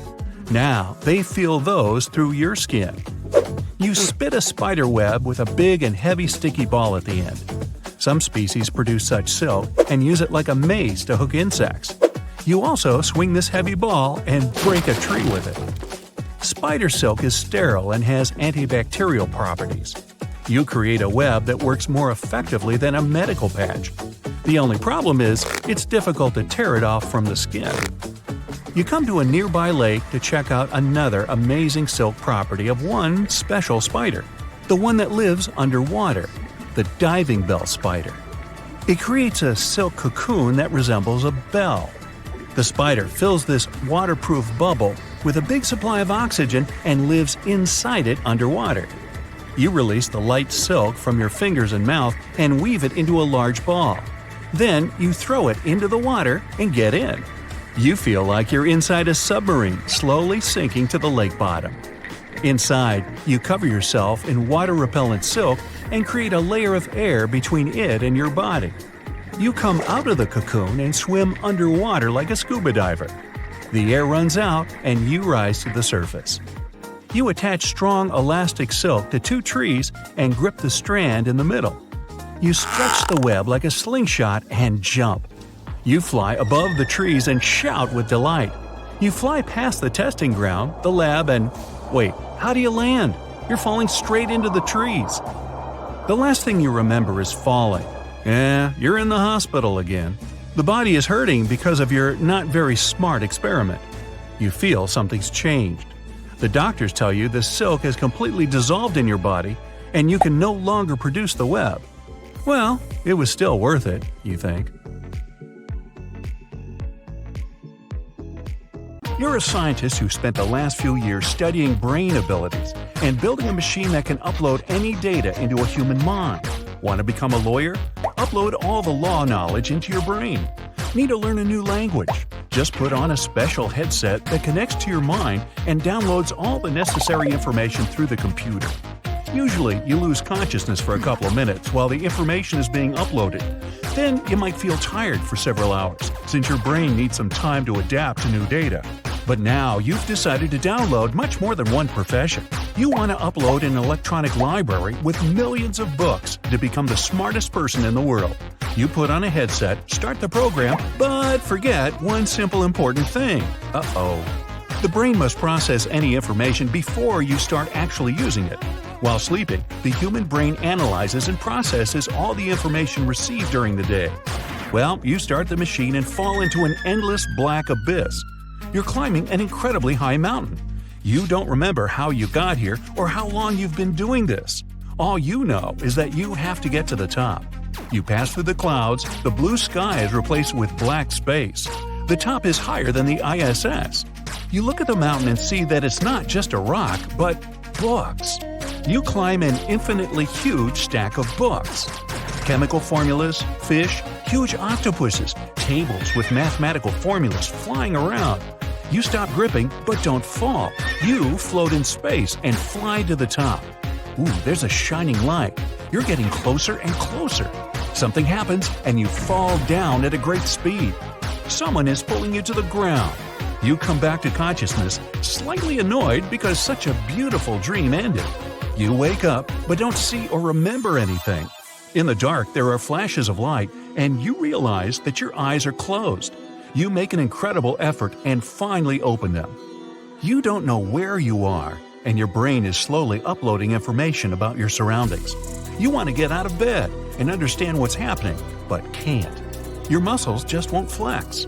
You can't turn your neck. Every movement is hard, and your mouth is dry. The eyes are closing since the eyelids are hard to keep open. You want to call for help, but you can't scream. Your vocal cords are too weak, and your jaw muscles don't allow you to open your mouth wide. Your friend comes into the room and tells you not to worry. She says you've been asleep for a month, and that's what's been happening with your brain and body all this time. Our dream consists of two parts: not rapid eye movement, NREM, and rapid eye movement, REM. NREM sleep is the deepest sleep stage and consists of several parts. It's called so because our eyes don't move during this time. The brain's activity decreases and the mind rests. They say during NREM sleep, our subconscious mind turns on.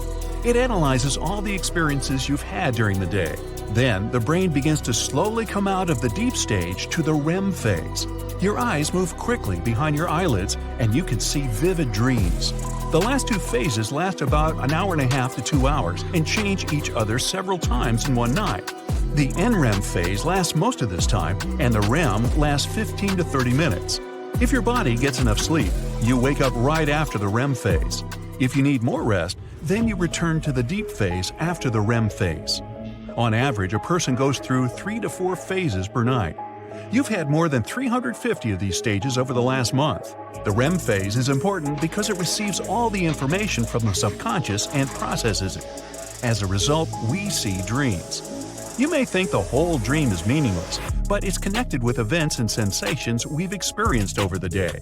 When you uploaded the library with 1 million books into your mind, it took much longer to process such an amount of information than a usual 8-hour sleep. You remember only a small part of your dream, and your consciousness doesn't feel that a whole month has passed. The whole processing of the downloaded knowledge was hidden from you by the subconscious mind, but you saw a little part. You dreamed you were climbing a peak that symbolized knowledge. This was your last REM phase in this dream. That's why you remember it so well. The level of your erudition is incredible now. But what's the point if you're completely helpless right now? Your physical body has been through an ordeal this month. During the first few days of sleep, your body doesn't change much. Your brain, knowing that you're asleep, produces a special hormone that causes the body not to produce, well, you don't want to go to the toilet. Also, during sleep, your body cools down slightly and your muscles relax completely. Without physical exertion, muscle fibers become weaker and smaller. You lose 1 to 5% of your muscle mass every day. Blood circulation is disrupted. Muscles don't receive nutrition and weaken so much that they completely turn off. After a month, they become like a thin layer of jelly. This applies not only to your arms and legs. Your face can't express emotions and you can't open your eyes. A couple of days after falling asleep, the body begins to experience severe dehydration. After a week, a large percentage of the fluid in your body disappears. Moisture is extracted from skin tissues, fat, and muscles to maintain the overall health. To conserve moisture and the body's energy, your body cools down. After a couple of weeks, you're not much warmer than a can of soda from the fridge. A month later, you're more like a large chunk of ice. Every day, fewer and fewer vitamins and nutrients are distributed throughout your body. Imagine the bloodstream is a broad highway with thousands of cars, where each car is some element necessary for the organism's functioning. Every day, the number of cars decreases, their speed getting slower. After a month, the road is almost empty. The metabolism is stopped. All your organs except your heart and lungs almost stop working because there's no need to. The kidneys don't filter the incoming moisture. The liver doesn't control the metabolism because no substances enter the body anymore. The lack of vitamins and nutrients makes your bones as brittle as glass. The brain also lacks nutrition. It continues to gain new knowledge, but its reaction speed and analytical abilities decrease. Almost all the remaining resources are directed to provide the brain with energy, but this is still not enough. After waking up, you may not understand for a long time where you are, who you are, and what's happening. The TV is turned on in front of you, and it will take you several seconds to realize it. Your heart rate is reduced several times. The heart isn't working at full strength. You breathe so slowly and so weakly that even a fly flying past your nose can hardly feel the breath. Your body now is like a laptop with a low battery level. The energy is only enough to show the image the computer needs charging. You would be both the smartest and most helpless person in the world. Fortunately, this didn't happen to you, because all this time you were helped by your friend. She fed you through a tube, gave you a complex of vitamins. Your body was covered with a blanket that creates electrical impulses, not too powerful to hurt you, but capable of making your muscles contract. You were in good shape while sleeping. Of course, this is not enough to wake up and feel as good as new. In the first few minutes, it's still difficult for you to move, but after an hour, you get out of bed. In the next few weeks, you restore your nutrition, exercise to tone your muscles, meditate, and do intellectual tasks to relieve your brain stress and restore your nervous system. New knowledge doesn't come immediately. It comes in waves every day. Today, you know all the works of avant-garde writers, and tomorrow, you understand the latest achievements in the field of neural surgery. With this knowledge, you decide to start studying sleep. You like the dream of climbing the mountain so much that you're about to create a device that can record your dreams. Your plan is to create a simple algorithm so that these dreams can be played on a computer screen once you wake up. And stop right here. Yes, look, that's me, on a roller coaster. Totally unemotional, as if I'm riding some kiddie rides, and not the fastest roller coaster in the world. But let's start from the very beginning. Rewind to 2 months ago. Oh, not again. I'm late for work for the 3rd time this week, and this time, I'm absolutely getting fired. Okay, I didn't really like that boring office job I had anyway. You know what I love the most? Roller coasters. So when I saw a job offer of a roller coaster rider, I called them immediately. And my new job was to test drive all the roller coasters and amusement parks around the world. The job was for 60 days, and I was going to ride roller coasters every day for the next 2 months. Day 1. I wasn't the only one getting the job. Turns out, they hired different people to test the roller coasters. Men and women, old and young, short and tall. We were supposed to just ride and then report how we felt. The job started in New Jersey with Kingda Ka, the tallest roller coaster in the world. It's 456 feet tall, which is taller than the Statue of Liberty and as tall as the Great Pyramid of Giza. Day 2. We moved south and rode the rides in Pennsylvania, Ohio, and Virginia. Some of the rides weren't that fun, and I really need something more exciting. I'm feeling energetic and happy, and And when I go back to the hotel after a long working day, I'm not tired at all, and even do some sports later in the evening. Anyway, however fun roller coasters are for us, the brain, of course, sees you hanging hundreds of feet above the ground, not being able to predict which way you'll be taken next, as a threat. When you face a situation that looks dangerous, your brain releases adrenaline that gives you a boost of energy to help you cope with that. It also helps you handle even minor stress. Just 3 days ago, I was pretty much overwhelmed with my life. I was worried about having to look for a job and a new place to stay. Now, I don't feel stressed anymore, and I ran 10 miles tonight. When you ride a roller coaster, your heart rate and blood pressure increase. Also, there's better blood circulation, which allows a great oxygen flow. Maybe that's why I feel so good. Whatever the reason is, those rides do magic to you. Day 8. Today, we spent a part of the day in Six Flags, the most famous theme park in Latin America. My favorite ride there was Superman El Último Escape. The ride reaches the speed of 75 miles per hour and has two 360-degree helices. Now we're done with North America and head down to South America, where we're going to spend a week. I don't even feel tired, even though I literally live in trains and planes now, traveling from one amusement park to another. And I still run those 10 miles every day, which is surprising. Also, we were given a booklet to study the history of roller coasters. Right, they were inspired by the 18th century Russian ice slides. Those were about 80 feet tall and had a 50-degree drop. But the first roller coaster was made in France back in 1804, and it was a wheeled wagon. Okay, not a big deal. Day 15. We've been to amusement parks in Brazil, Argentina, and Chile.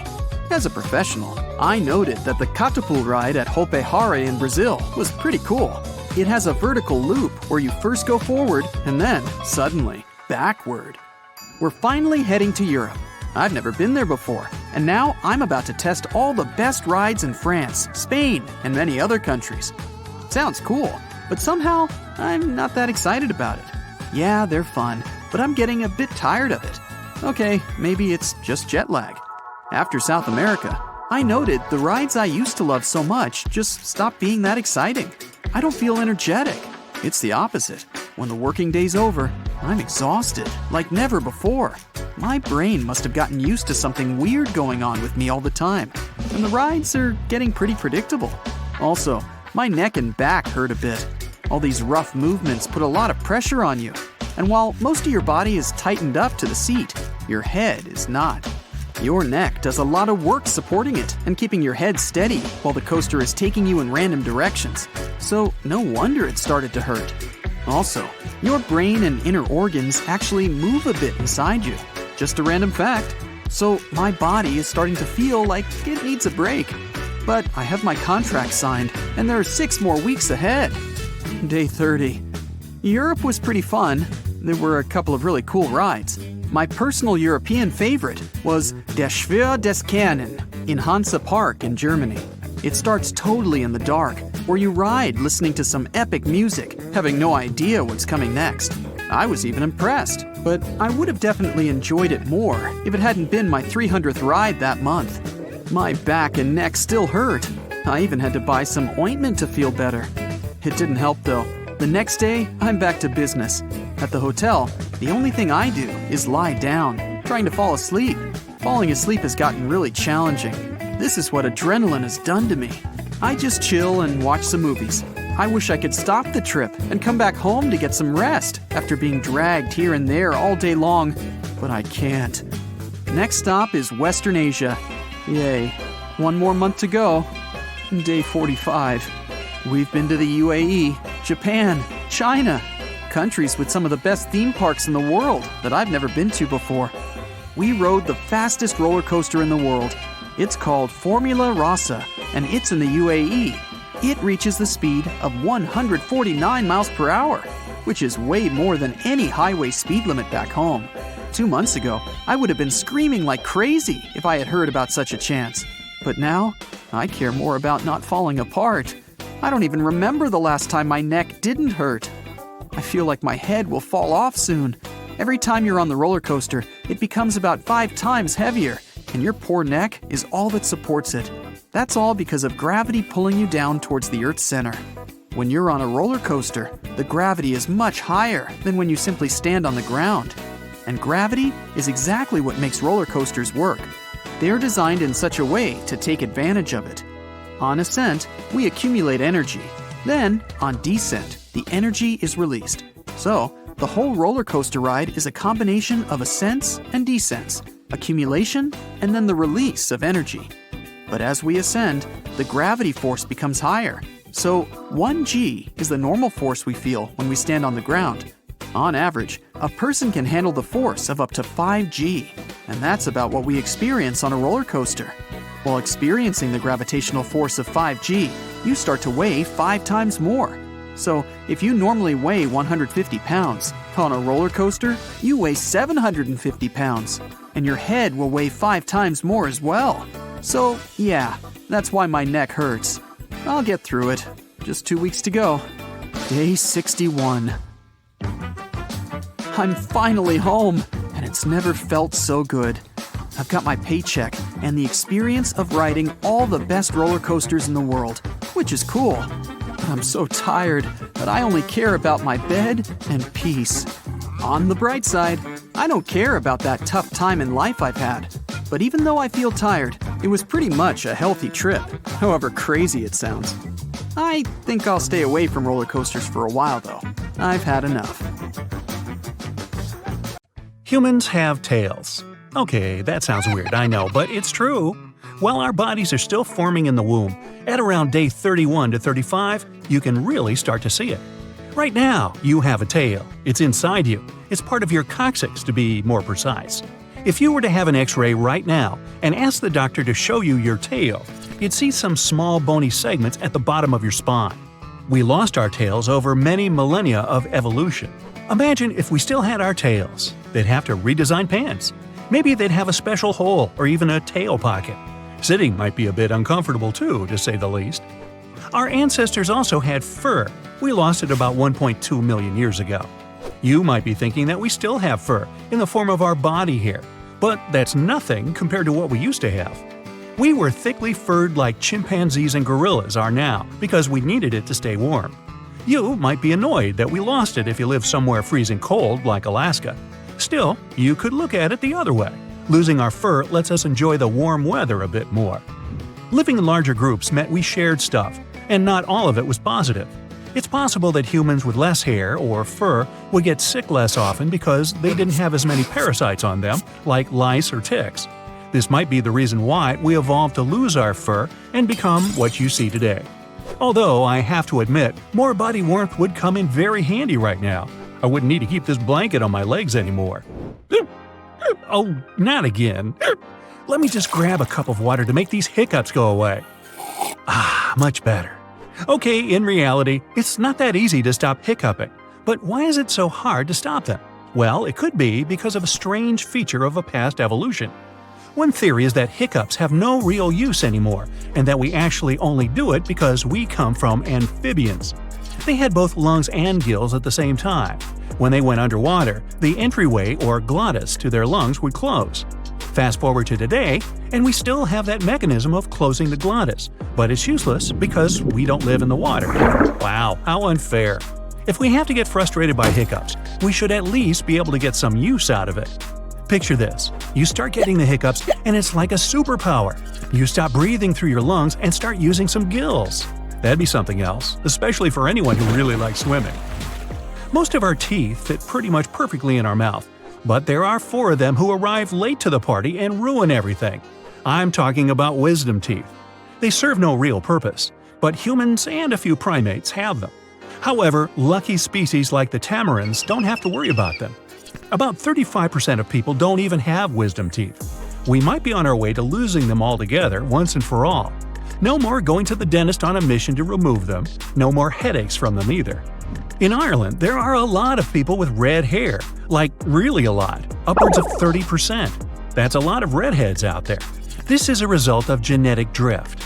Genetic drift is when a feature is passed on from your ancestors without really having any purpose. This is exactly why some people have red hair. So, if you have red hair, there's no real reason for it, it's just your ancestors from a past age who passed on to another member of your family and eventually you. and I think red hair is incredibly fun and attractive. Inside our mother's womb, 16 weeks in, we get a powerful urge to grasp the umbilical, and so we do. Monkeys do this too, and there's a reason for it. It's because when they're out in the wild, they need to hold on to their parents' fur. Humans used to do this, but since we lost all of our fur, there's no reason for us to develop this involuntary grasping, called the palmar grasp reflex. Open wide and say, "Ah." Good, I can see your tonsils now. But what are they even used for? If we take a good look at it, they actually cause more problems than benefits. Tonsils appeared as a way to protect us from germs and other nasty stuff when we eat food. Still, more often than not, all they do is give us a horrible sore throat. Because of this, it's really common for people to get rid of them. Picture a little pouch. We have one of these inside our body. Not exactly like this, but an organ that sort of resembles a pouch, our appendix. Scientists used to think it was completely useless, but recently found that it might actually have some use. Still, like tonsils, it often causes more problems than benefits. People commonly have their appendix removed and face no real consequences, so it can't be that important. It might have helped our ancestors in the past, but issues with the appendix can be a real big stomachache. Okay, you know how some people can weirdly move their ears? Like this. I can't do it. You might be able to, though. Try it for yourself. Some of us can do this because, like other animals, we have a muscle called the auricular muscle, but it's useless for us. Cats, on the other hand, control their ears pretty well. If only we could learn from them. They look forwards and listen out for a noise behind them without moving their heads, just their ears. That's a pretty cool skill if you ask me. Stretch your arm as far as you can, your hand too. Now connect your thumb with your pinky finger. You might see a line appear on your wrist. What you're seeing is called the palmus longus, and about 90% of the world's population has it. Statistically speaking, it's likely that you have it too. Back then, our ancestors needed every bit of help they could get to climb trees and grasp things. But when we started walking, it made these muscles completely useless. Monkeys, on the other hand, still climb trees easily. They have a muscle in their feet called the plantaris muscle, also known as the monkey muscle. Now, we have this too, except we don't really need it because we don't go around doing any monkey business. Like the palmaris longus, about 10% of people are born with it. Chances are, if monkeys are hanging from a branch, that's the muscle they're using. If you're getting that late-night urge for food at 3 a.m., it's because of hunger. You probably already knew that, but what you don't know is that hunger evolved as a trigger to drive us to search for more food. So, if you still got a few extra pounds you're trying to get rid of, you know what to do. Blame it on evolution. Our hungriest ancestors would have tried harder to look for food and survived to pass that trait on to us. Our love of sugary snacks, like delicious chocolate cookies and milk, is because of evolution too. Our taste buds evolved just as hunger did to help us find food that's beneficial to us. You're out for a walk and get hit with a chilly breeze. You're only wearing a t-shirt, so you decide to go back home. You get into your house with chattering teeth and realize that you've got goosebumps too. We get this from our furry ancestors. When it was cold, they would get goosebumps and their fur would stand on end. This would trap air and insulate their bodies like a nice fluffy coat. We don't have fur anymore, so it doesn't do much. Evolution also explains why you might get goosebumps when you're scared. Picture this. You're a caveman out in the wild when suddenly a tiger jumps out at you. It starts growling at you. No worries, your hair stands on end and you look giant. The big pointy fur intimidates the tiger, so it runs off. Or you have the alternative ending, where the tiger doesn't care and eats you anyway. Maybe that's why we lost the fur, because it didn't work all the time.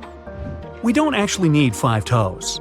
You're doing the laundry and your hands are full. Oh, you dropped a towel. What do? You pick it up with your feet, of course. This is possible because of our 5th toe, but we could do without it. Since we walk upright and we don't need to go around jumping from branch to branch, this toe is mostly useless. We can walk and even run just fine with 4 toes, maybe even less.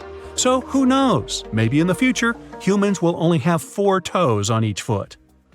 It's been a long and hard day. You ran a few miles this morning. Then, you spent the whole day in the office, developing a mobile app to improve sleep. In the evening, you went to a party with friends and came home only late at night. Finally, a warm bed.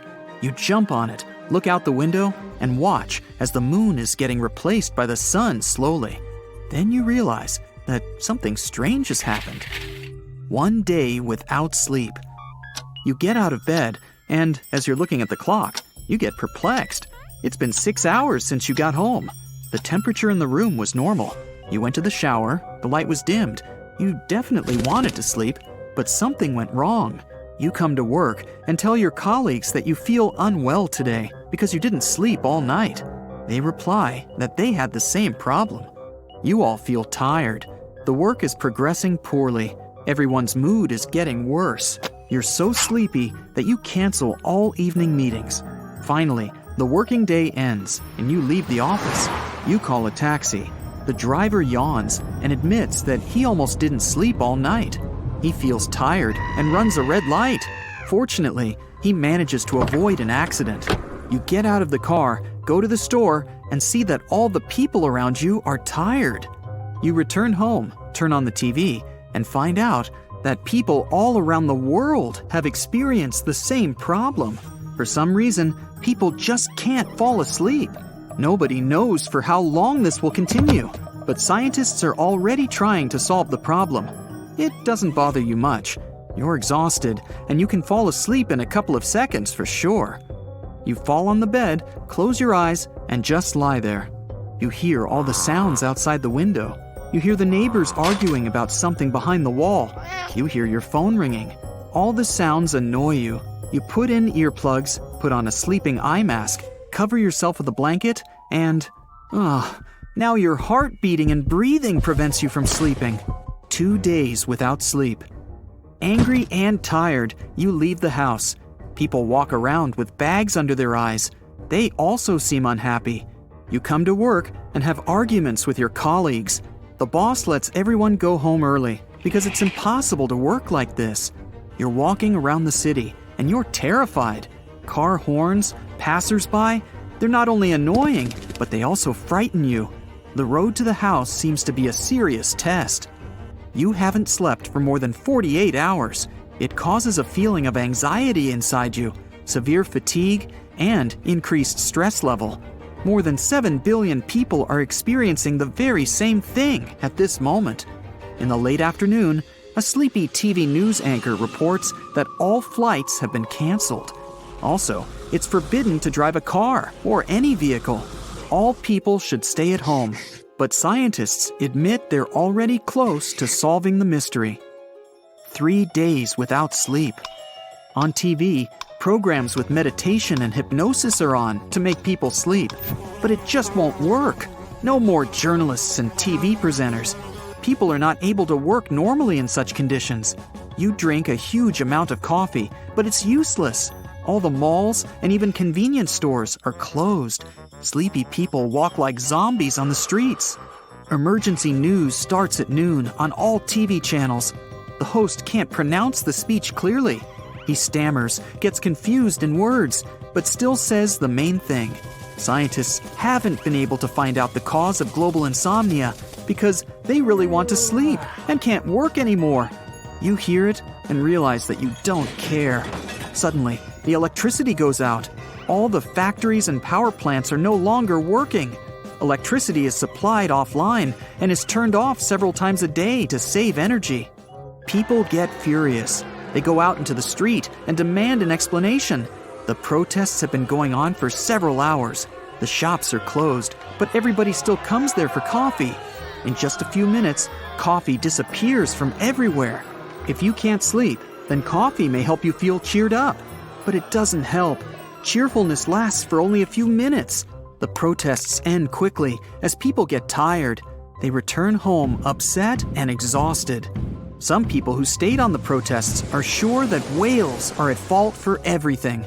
Other people think that insomnia was always a part of our lifestyle. We just didn't notice it. You repaint the wallpaper at home in orange because you're sure this is the best color for sleeping. In fact, you and all people are mistaken. After 3 days without sleep, a person's thinking gets worse. Delusions and even illusions appear. You're sitting in your bed because you're afraid to step on the floor. The whole room is swarming with small toothy cats, and the bed is the safest place. 4 days without sleep. The cat's disappeared, and you decide to make breakfast. For several hours, you try to cut tap water with a fork. And then, you understand that you're not hungry. Your body doesn't want to eat anymore. You want to sleep unbearably. A special report is shown on TV. Several pterodactyls have landed on the street and are handing out free burgers to everyone. You don't want to miss such a party and go outside. There aren't many people around. Someone is laughing. Someone is talking to the air. And you're looking for... Oh, you've already forgotten what exactly. On the 4th day without sleep, the perception of reality is distorted. Your brain blurs the line between reality and imagination. 5 days without sleep. You're not at home because the concept of home doesn't exist. You, like other people, are losing touch with reality. Fortunately, there's no chaos on the street. Everyone is too tired and exhausted to create problems. The world now looks like a giant aquarium where people swim like small fish. Memory is deteriorating. You don't remember who you work for and what you want from life. Instead, you try to catch up with a unicorn that's running through a green meadow. Other people also run with you, but then it turns out they are all just illusions. You don't understand what's going on, and you don't know anything except one thing. You're insanely sleepy. 6 days without. Oh, what is without? What's happening? Who am I? The human body can no longer function normally. To keep energy, you sit down on a bench and just wait for something for a long time. The strongest and hardiest continue to walk aimlessly around the city. Here's a guy who walks into a store and takes a lot of food from there. But on the way home, he loses all the stuff. Here's a girl jumping over an imaginary chasm. You watch as the sky turns purple and frozen lightning begins to grow from the ground. You spend several hours on the bench, or maybe a few seconds, or maybe a few years. The concept of time has disappeared. And then, at some moment, you finally manage to fall asleep. You just passed out on the spot. For some unknown reason, dreams returned to humanity. When this happened, people just started to lose consciousness. For the next 2 days, everyone sleeps.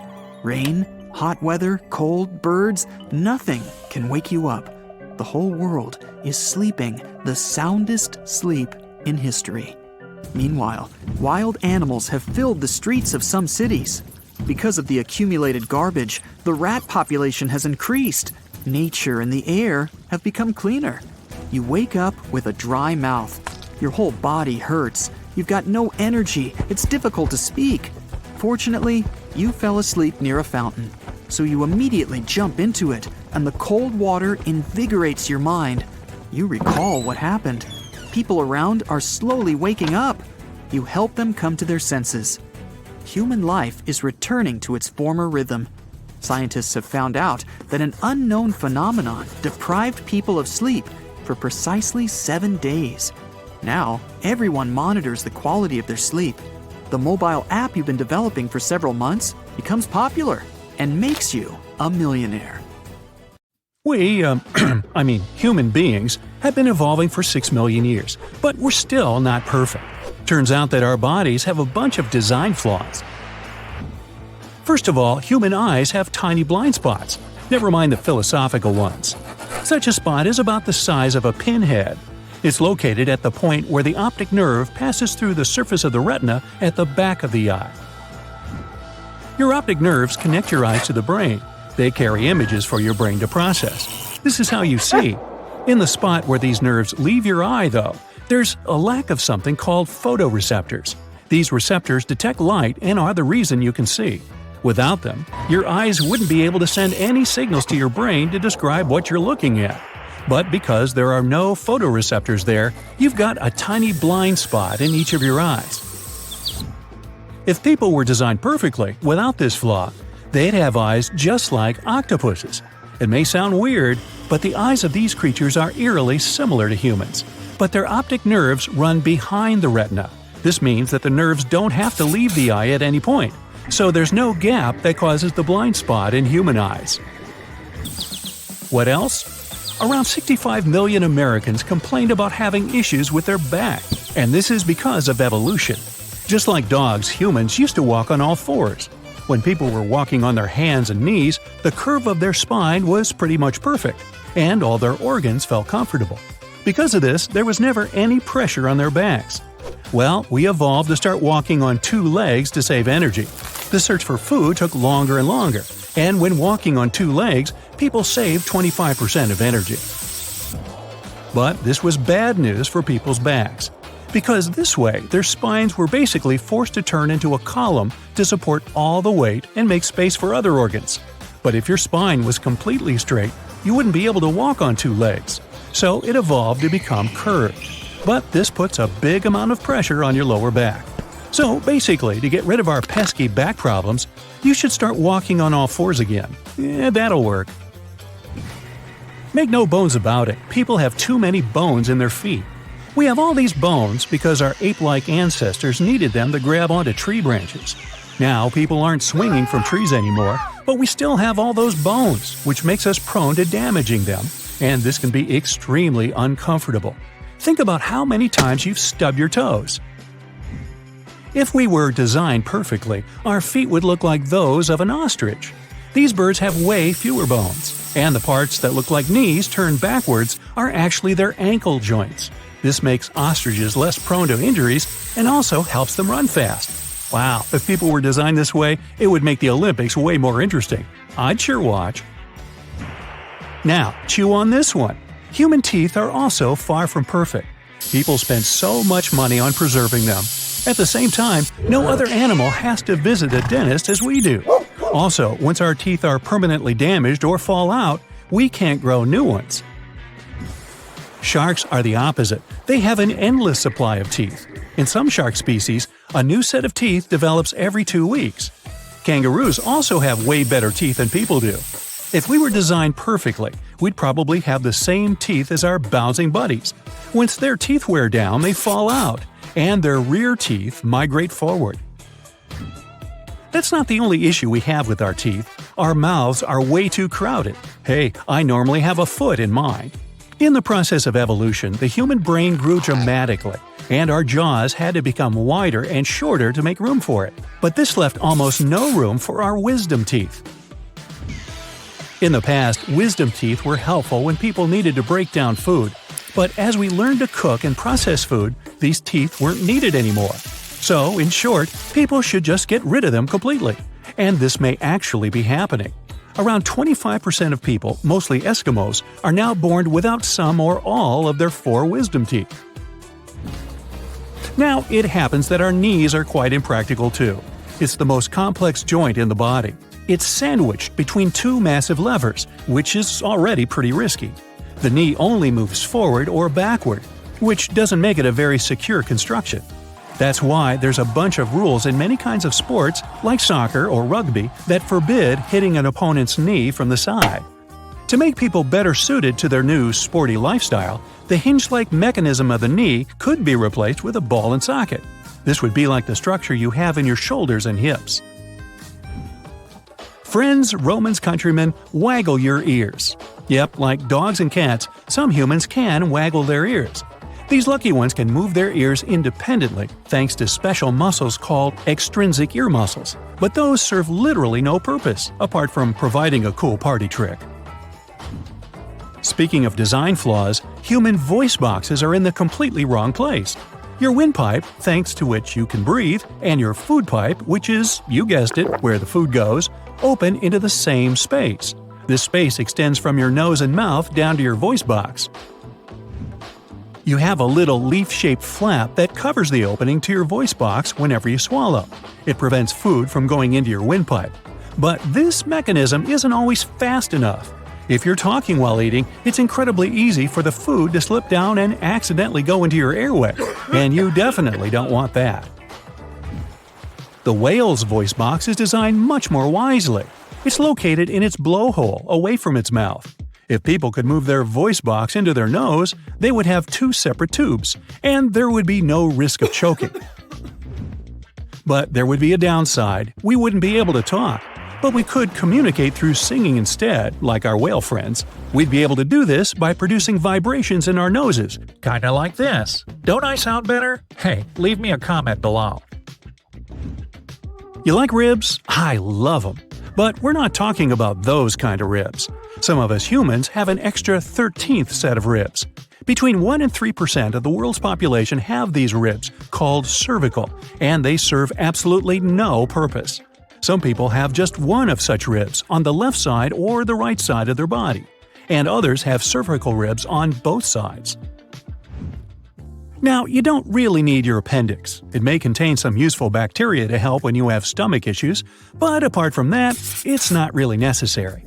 The worst thing is that the appendix can get easily inflamed. The appendix was originally designed to help people digest cellulose, which is found in most green plants. This was back when people's diet mainly consisted of plants and almost no animal food. So, I say, let's get rid of it. Moving on. Blood is delivered from your heart to all the tissues of your body through thin pipes called arteries. The blood flows into each of your arms and legs through one large artery. For your arms, this artery is located at the biceps, and for your legs, it's in the front of the thigh. But your back needs blood too. And still, instead of having a large artery at the back of your body, you have smaller ones branching out and bundling around your bones and nerves.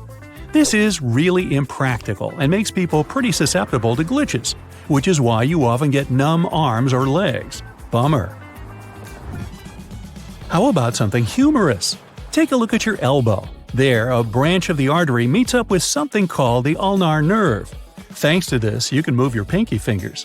This is also why, when you bang your funny or humorous bone, your arm goes all numb and tingly. Ow. To fix this, we really need one more large artery in the back of our body near the shoulder blades. This extra pipe would provide the blood with a more direct route. This would also stop your arms and legs from going numb when you bump them in the wrong place. Finally, there's this tail. People still have a tailbone, even though there's no tail in sight. For our ape-like ancestors, the tail was incredibly helpful. They used it to balance themselves while jumping from one high branch to another. Now that we live in actual houses, most of us don't swing through trees anymore. The tailbone, whose official name is the coccyx, is easily fractured, so currently it's just a design flaw. Researchers also claim that removing it would improve posture issues too. The king cobra, black widow, giant hornet, scorpion, and the horsefly. They can all bite, sting, and inject venom into your body. It usually hurts. You experience burning sensations. Your body might react unpredictably. But if you hurry, doctors will help you. The bite site will hurt for a few days, but then you'll forget about it. But what if you get a sting that you can never forget, caused by a plant that looks absolutely unremarkable? You may not even notice touching it, but your body will react immediately. Just being near this plant can cause choking and coughing. Your eyes will start watering. But if you accidentally touch it, well, the pain will last for several days, weeks, months, or several years. Even after a long time, this unpleasant feeling can return at unexpected moments. You'll remember coming across this plant for the rest of your life, that's for sure. And this is not a cactus with sharp needles I'm talking about. Neither is it poison ivy. At first glance, this is an ordinary green bush with broad leaves. The good news is that this plant only grows in particular areas in Australia. It's called the Gympie Gympie. Gold miners discovered it in 1860 near the town of Gympie, and most likely it was an unpleasant find. Before you go to the forest to search for this plant, you need to put on a protective mask, and you'd better opt for a gas mask or respirator, thick clothes, and sturdy boots. Tuck your pant legs inside your boots, wear protective gloves, and you're all set. You don't have to go far into the wild. This plant grows on the edge of the forest, next to streams. You pass by some trees and come closer to the water. Here, in a dense thicket, you notice this dangerous bush. It can grow up to 10 feet tall, and its dark green heart-shaped leaves with jagged edges can grow up to 1.5 feet wide. This plant can easily be confused with nettle or burdock. The only thing that can help identify Gimpy Gimpy is a thin layer of fluff covering its leaves. It's like it's encouraging you to stroke it. But don't fall into this trap. This is not fluff. It's tiny toxic hairs. They're not only on the leaves, but also fly around the plant. If you remove your gas mask, you'll feel as if ground pepper has got into your nose. You'll have an uncontrollable sneezing fit. Your nose will itch. It'll become difficult to breathe. Your tongue will swell. Your eyes will feel as if they're on fire. And if you stay there for some time, this plant will seriously damage your health. For many years, the Gimpy Gimpy caused huge problems to loggers and hunters. Even when they knew about its existence, they often accidentally touched it while working. This was enough to make people sick for several weeks. There were cases where sting sites hurt for decades. One man said he felt pain for 2 years after touching the plant. He experienced extremely unpleasant sensations every time he took a cold shower. People compare this feeling to the sting of 30 wasps simultaneously. And the worst thing is that doctors can hardly help in this situation. Even an old dried leaf lying on the ground presents a serious danger. You can drop your phone or glove, try to pick it up, and accidentally touch the Gimpy Gimpy leaf. To study it, you need to use a pair of tweezers to take a leaf and put it in a vacuum-sealed container. Done! Now you can transport your sample to the laboratory and reveal its secrets. The Gimpy Gimpy is one of the 6 species of stinging trees native to Australia. It grows in the sun, surrounded by other plants. And, most surprisingly, there are holes in its leaves. But before we find out what creatures feed on one of the most dangerous plants in the world, let's study its poison. The bush is covered with tiny hairs, and even one of these hairs can cause big problems. It's so thin and small that it can penetrate your skin and stay there for several months or even years. Water doesn't wash it out. It only enhances the effect of the poison. A tip of the hair opens up when it comes into contact with some surface. Then it injects a potent toxin. After that, you feel a burning sensation. Half an hour later, the feeling gets worse. Your skin starts pulsating and turns red. You never know how long the effect is going to last. It all depends on the number of hairs you've come into contact with. But what precisely is this toxin? How can it cause so many problems? Scientists still don't know for sure. They can't say which components of the poison cause the burning. The effect of the toxin lasts for a long time. High or cold temperatures don't stop it. After a few years, you can put pressure on the affected spot and feel that the poisonous hairs are still there. Pluck one leaf and throw it on the ground. Then come back 100 years later and touch this leaf. You'll feel the unpleasant sting again. The botanical samples of the Gimpy Gimpy still remain dangerous in many laboratories. With such toxic leaves, Gimpy Gimpy may be the most protected plant in the world. But some creatures still feed on its poisonous leaves. And one of these creatures is a species of ordinary nocturnal beetles. They can eat Gimpy Gimpy nonstop, and they don't care about its poisonous hairs at all. The toxin just doesn't affect these insects. This is the perfect meal for them, because no animal will dare to attack the bugs sitting on the Gimpy Gimpy, except for the red-legged patamelon, who lives in the forests of Australia. It looks like a mini kangaroo. This cute animal also feeds on the poisonous plant, and no one knows how the patamelon protects itself from the toxins. But unlike these fearless creatures, people have to install warning signs around these dangerous territories and wear special clothing and masks not to get harmed by the plant. And those who have come close to the Gimpy Gimpy have to wash their clothes right afterward. Poisonous hairs are likely to remain on their pants and jackets. So you've seen one of the most poisonous plants in the world. But what about the most poisonous tree? We leave Australia and move to Florida. Imagine you're somewhere in a tropical forest near the Caribbean coast. It starts raining, and you decide to hide under a tree. Of course, this is already a bad idea, since lightning can strike the tree. But you should worry about something different this time. The tree seems ordinary. A gray trunk, green leaves, and fruits similar to small apples. You stand next to it for a few seconds and feel your skin starting to burn. It feels as if drops of acid are falling from the sky. But no, it's still rainwater. But when a drop touches the surface of the tree, it gets filled with poison. Next, it bounces off the trunk, hits your skin, and causes the burning sensation. Never stand near a manchineel tree. And don't pluck its leaves and fruit either. The trunk, bark, branches, and fruit contain toxic juice. Even if the weather is warm and sunny, don't come close. The tree bark secretes toxins too.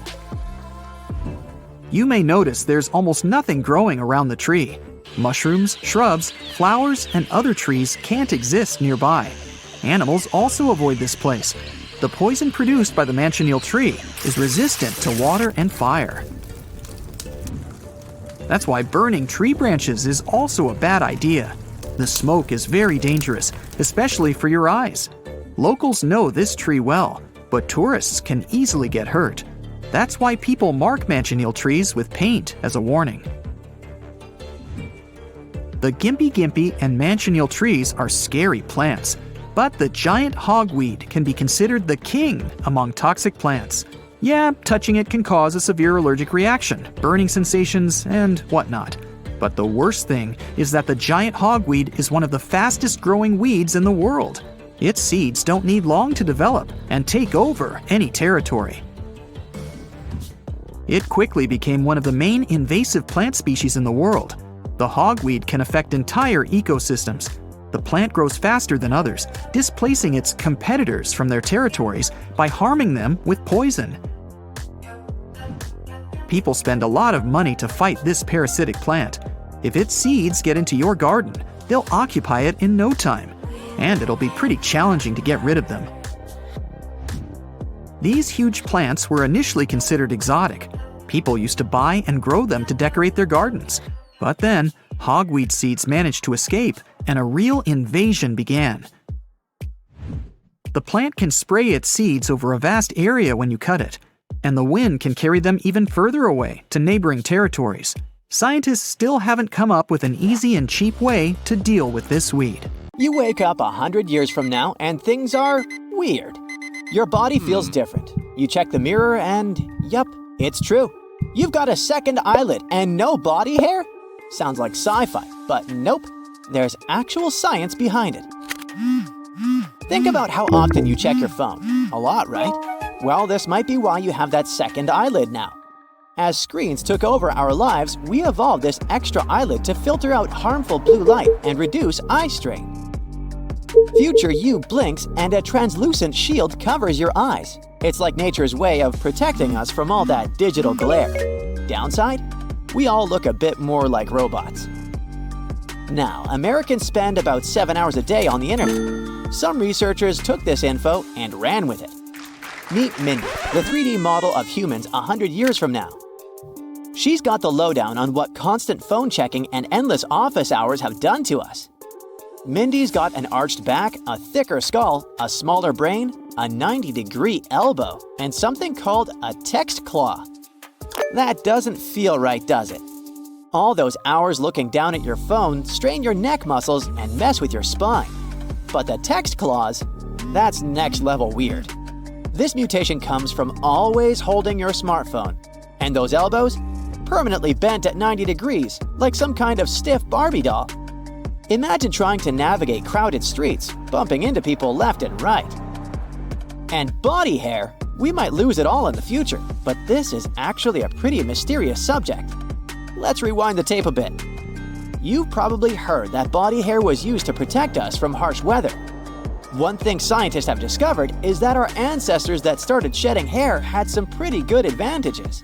The ones who lost the hair on their palms or wrists could handle stone tools and machinery way better than the other ones. There's also a famous theory known as the aquatic ape theory, which explains one reason for that. Like hippos and dolphins, we turned off the genes that produce fur. This idea suggests that our human ancestors that lived on the savannas of Africa migrated to oases during drier seasons. During these seasons, they hunted in shallow waters, and well, it turns out that hair is not a very good insulator in water, so our species lost their fur and developed a layer of fat. The question remains, in the future, will we deactivate these genes altogether and become totally hairless? Guess we'll have to wait and see. Geneticists are worried about something big: humans becoming too alike. There's a scientific risk of human alikeness, or grand averaging. Open any social media app and you'll see it. Everyone dresses the same, talks the same, yada yada. But this sameness could halt human evolution. Evolution depends on genetic differences and passing them on. Over time, these differences should change the population. If the changes are big enough, a new species arises.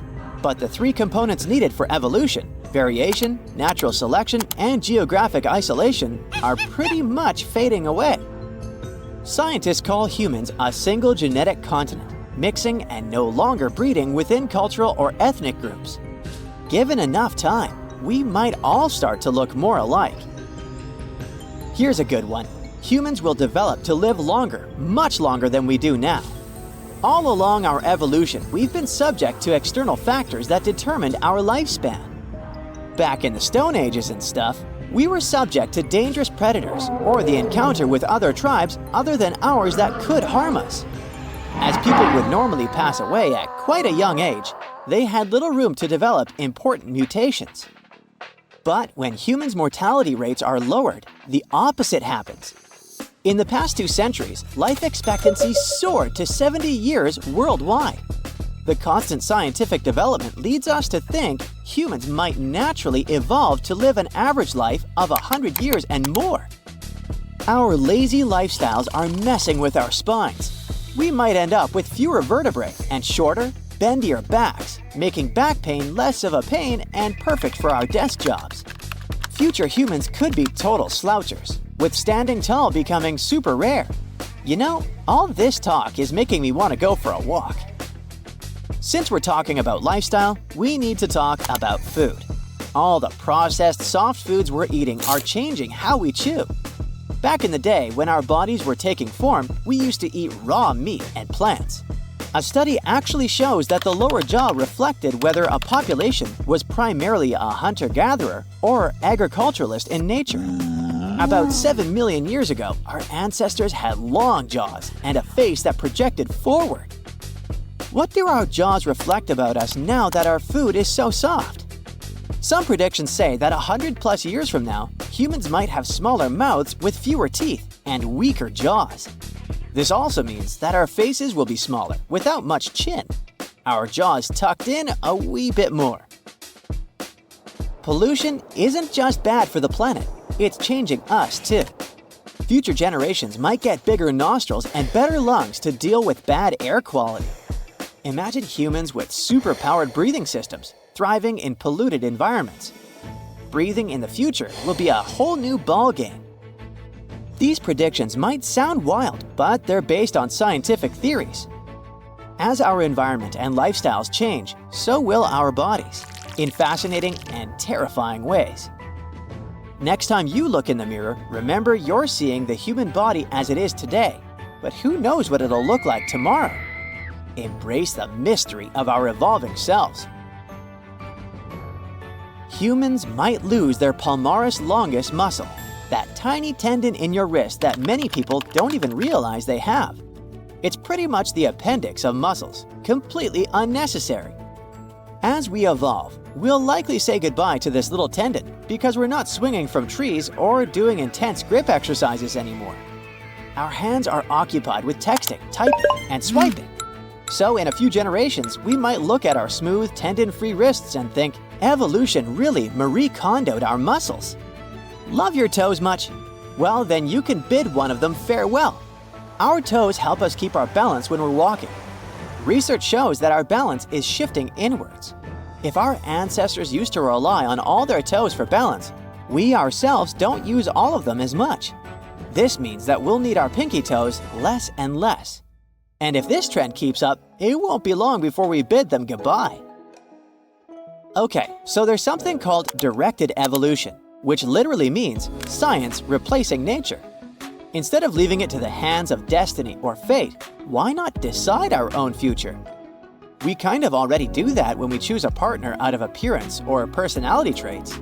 For thousands of years, hunter-gatherers arranged marriages seeking good hunters for their daughters. But I'm talking about stuff done in laboratories. From now onwards, we have the power to control the genes of our offspring. Science can screen for genetic mutations. It can also choose an embryo with a particular eye color and things like that. Yep, DNA control is a thing of the future. If you think it doesn't get more bizarre than that, wait for this. Someone asked an AI to mock up some pictures of what humans will look like 1,000 years from now. According to this AI software, our faces will be covered in a web of wiring motors. It's like a crossover between Frankenstein and the Terminator. Perhaps this is the beauty standard of the future. Yikes! Meet Graham. Graham is a distant descendant of humanity whose body has evolved to survive a car crash. He isn't a CG model. He's a life-size statue made of silicon and real human hair. Graham is a piece of modern art. He's a speculation of what human bodies look like in the years ahead. Graham was created for a road safety campaign, but this artist depicts hyper-realistic humanoids in many different forms, even possible hybrids between humans and other species. It looks pretty weird at first. But I mean, at this rate, anything seems possible for our collective future.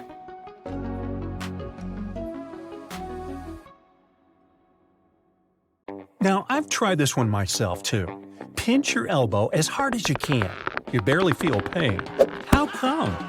Well, different areas of your skin have different nerve endings. Our bodies are designed to be more sensitive to pain in places that are at higher risk of getting damaged.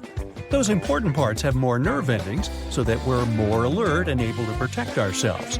And thick skin, like that on elbows, has fewer pain detectors. Now, I'm not talking about the tingling, jolting pain you can feel when you hit your elbow against something. Oh, that feels almost like your entire arm has been electrocuted.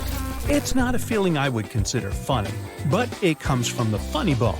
Now, the funny bone isn't actually a bone. It's a nerve that starts in your spine, goes through your neck, through your elbow, and through your fingers. Its real name is the ulnar nerve. It's one of the 3 primary nerves in your arm, and it provides sensation to the fingertips. Your ulnar nerve is well protected by muscle, fat, and bone. But there's one spot at your elbow where this nerve is exposed, and that spot is, the funny bone. A different but real version of Achilles' story, huh? Okay, so now you know why it hits so different when you bump your funny bone and why you feel nothing when you pinch your elbow. Now, the next phenomenon is related to socially awkward moments. Okay, maybe not entirely. It might happen when your crush gives you a compliment. I'm talking about blushing. Now, I'm not sure those butterflies in your stomach exist when you're in love. But I'm sure of this, when you blush, your stomach lining also turns red. Yeah, I've looked. The stomach lining is the tissue that protects your stomach walls from the acid inside. When you blush, it also turns red because blushing happens when the blood rises to the surface of the skin. This affects the stomach too. Now, this is a natural process, a physiological response to the change in your emotions. Now, since we're talking about the stomach, it might be a good time to mention that the stomach fluid has the ability to melt a steel table. Yup. This means the acid would be able to digest your internal organs. Luckily, the stomach lining prevents this from happening. Number 3 is about letting you know that you can glow in the dark. Now, don't turn off the lights just yet. You can't see it with the unaided eye. These visuals of glittering human bodies come from ultra-sensitive cameras. Japanese scientists were the first to capture the images of human bioluminescence. Only ultra-sensitive cameras can reveal that our bodies emit tiny amounts of light, because this light is 1,000 times weaker than the human eye can detect. Apparently, all living creatures produce a small amount of light thanks to the chemical reactions in their cells. Humans are newly added to this list. The researchers had been photographing the upper bodies of the volunteers for several days. The results showed that the amount of emitted light followed a 24-hour cycle. The glow is at its highest in late afternoon and lowest late at night. Plus, the brightest light is emitted from the cheeks, forehead, and neck. Interestingly, this does not correspond with the brightest areas caught by thermal cameras.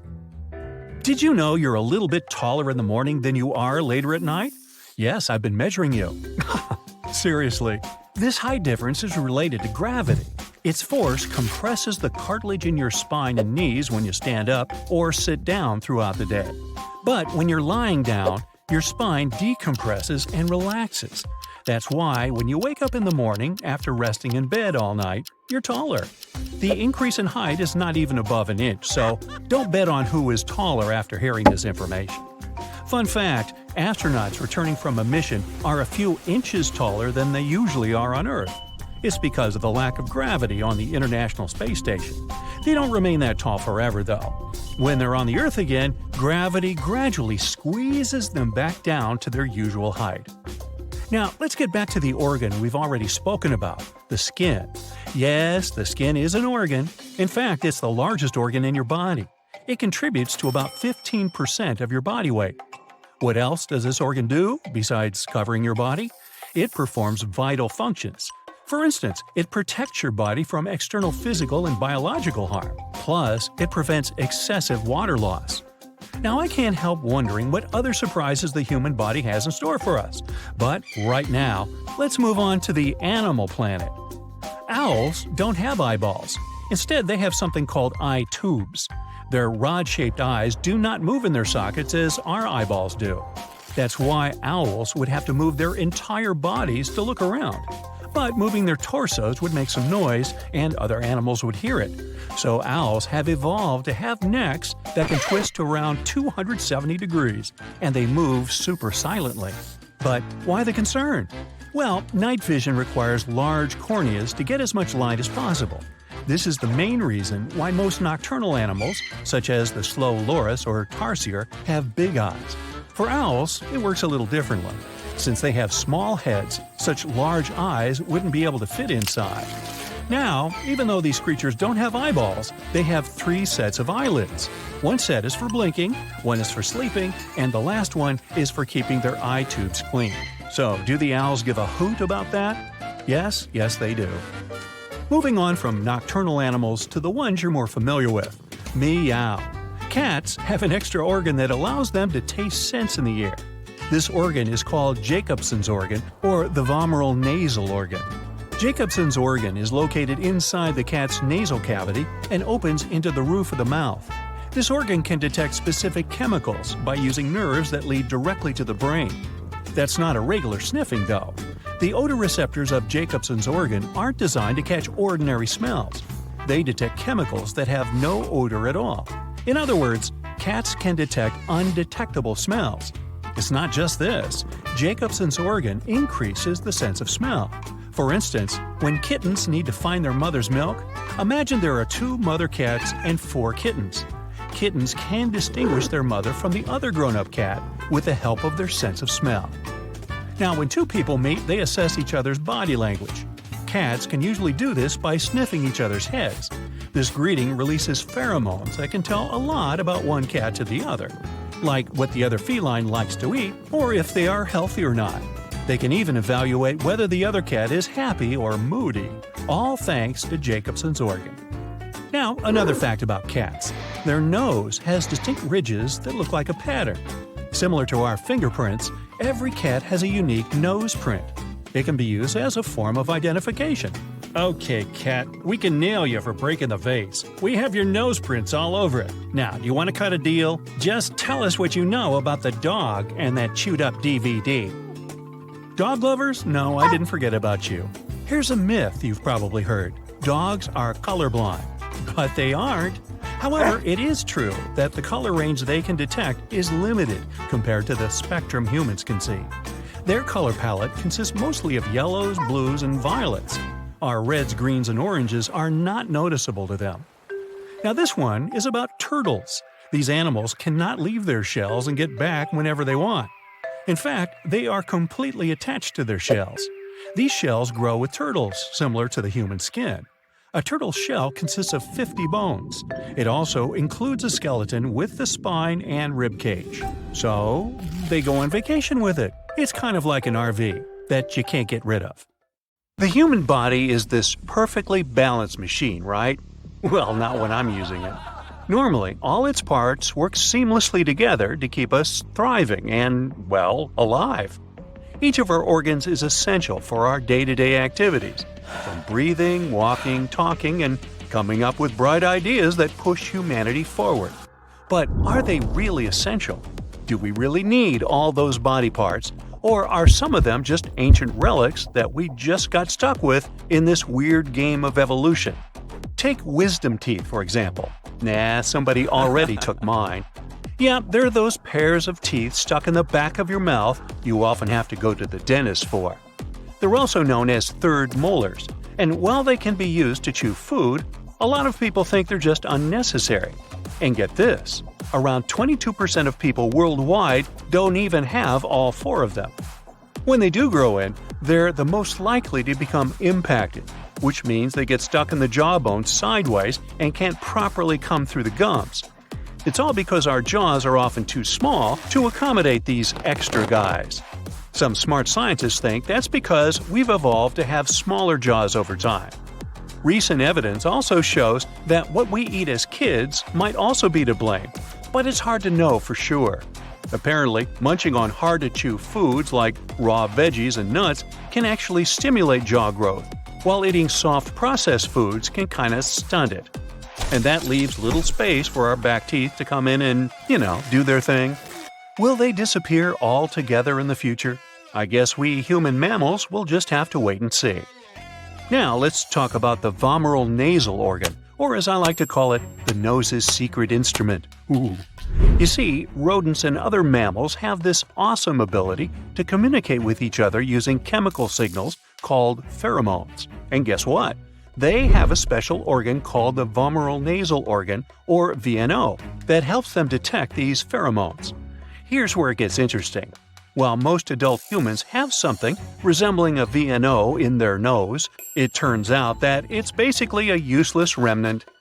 Neuroscientists even say that if you look at the anatomy of this organ, you won't see any cells that resemble those of similar organs from other mammals.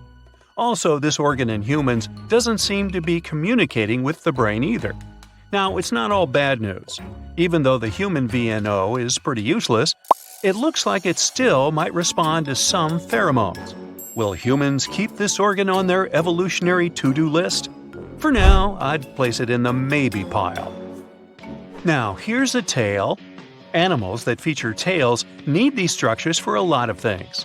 Some need it for balance, others for navigation, while some need it to attract potential partners. But did you know that when we're just a few weeks old in our mother's belly, we actually have tails too? That's right, we have a whole little tail complete with vertebrae. As we develop, that tail magically disappears and we're left with our trusty tailbone. Humans and apes are unique in that we don't have tails, unlike other primates. It's a mystery why apes lost their tails, but we can all agree that it makes us stand out in a crowd. However, once in a blue moon, a human is born with a little vestigial tail. Cute, right? Well, don't get too excited, because these tails don't have vertebrae and can sometimes be associated with a tricky condition of the spine. Either way, these tails are usually harmless and can be easily removed with a quick surgery. And let's be honest, it's not like we're going to miss it. After all, who needs a tail when you have arms and legs to get around? Plus, can you imagine trying to find pants that fit with a tail sticking out the back? Not a good look. There's little to no chance humans will end up needing tails in the future, so I'm guessing the tailbones are bye-bye in future generations. Humans also have a funny little fold of membrane in the inner corner of the eyes, called the plica semilunaris. It's basically what's left of a third eyelid, which is still found in some animals, like gorillas and other primates. But here's the funny thing. Even our close relatives, the chimpanzees, have this little fold that appears to be useless too. So we're not alone in this eye quirkiness. Speaking of unusual membranes, they serve a variety of functions in different animals. such as protecting the eye from dirt and moisture, or hiding the iris from predators. Some species can even see through their transparent membranes when they're underwater or underground. Now, the reasons why we humans lost our third eyelid is still a bit of a mystery. Maybe changes in our habitat and eye physiology made it unnecessary. Or maybe we just evolved to be too cool for a third eyelid. Who knows? With or without vestigial organs, it's interesting to imagine what humans might look like in the future. Many organs have become obsolete because of our lifestyle changes. Care to have a peek into what we might look like in the future? And in the same vein, or artery, have you heard of the concept of text claw? It's where you spend so much time typing on your phone or laptop that your hand starts to cramp up like a claw. And that's just one of the physical changes that could happen to us if we don't take care of our bodies in this tech-heavy world. But it's not just our hands that are affected. We could end up with 90-degree elbows from constantly holding our devices at that angle, and even a smaller brain from all the distractions and information overload. Now, I know what you're thinking. We just can't give up technology and go back to the Stone Age. And you're right, we don't have to. But we do need to be aware of the potential negative effects and take steps to reduce their damage. That's why a team of designers put their creative efforts together to present Mindy, a future human whose body has physically changed due to the constant and never-ending use of smartphones, laptops, and other types of maniacal devices. While Mindy's exaggerated changes may not be in our future, the concerns behind them are real. So, what can we do? Well, one suggestion is to take regular breaks from our screens and stretch our legs a little. Maybe even encourage some office yoga or dance parties to get the blood flowing. We don't have to give up technology completely, but we do need to be mindful of its effects on our bodies and minds. Many years in the future, we might even get smaller in size. One scientist reckons that if we were smaller, our bodies would need less energy, which would come in super handy in our increasingly crowded planet. It's funny to think about how different our lives are now compared to when we were hunter-gatherers. Back then, we only had to interact with a handful of people each day.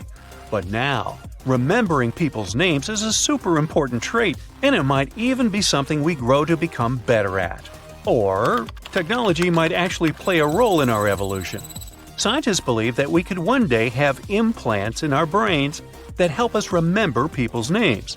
It's like having a biological phone book directly in your body. Wouldn't that be cool? Who knows? Maybe in the future, we'll even have visible technology as part of our appearance. Imagine having an artificial eye that can see different colors and visuals. And don't even get me started on what we might look like if we colonize Mars.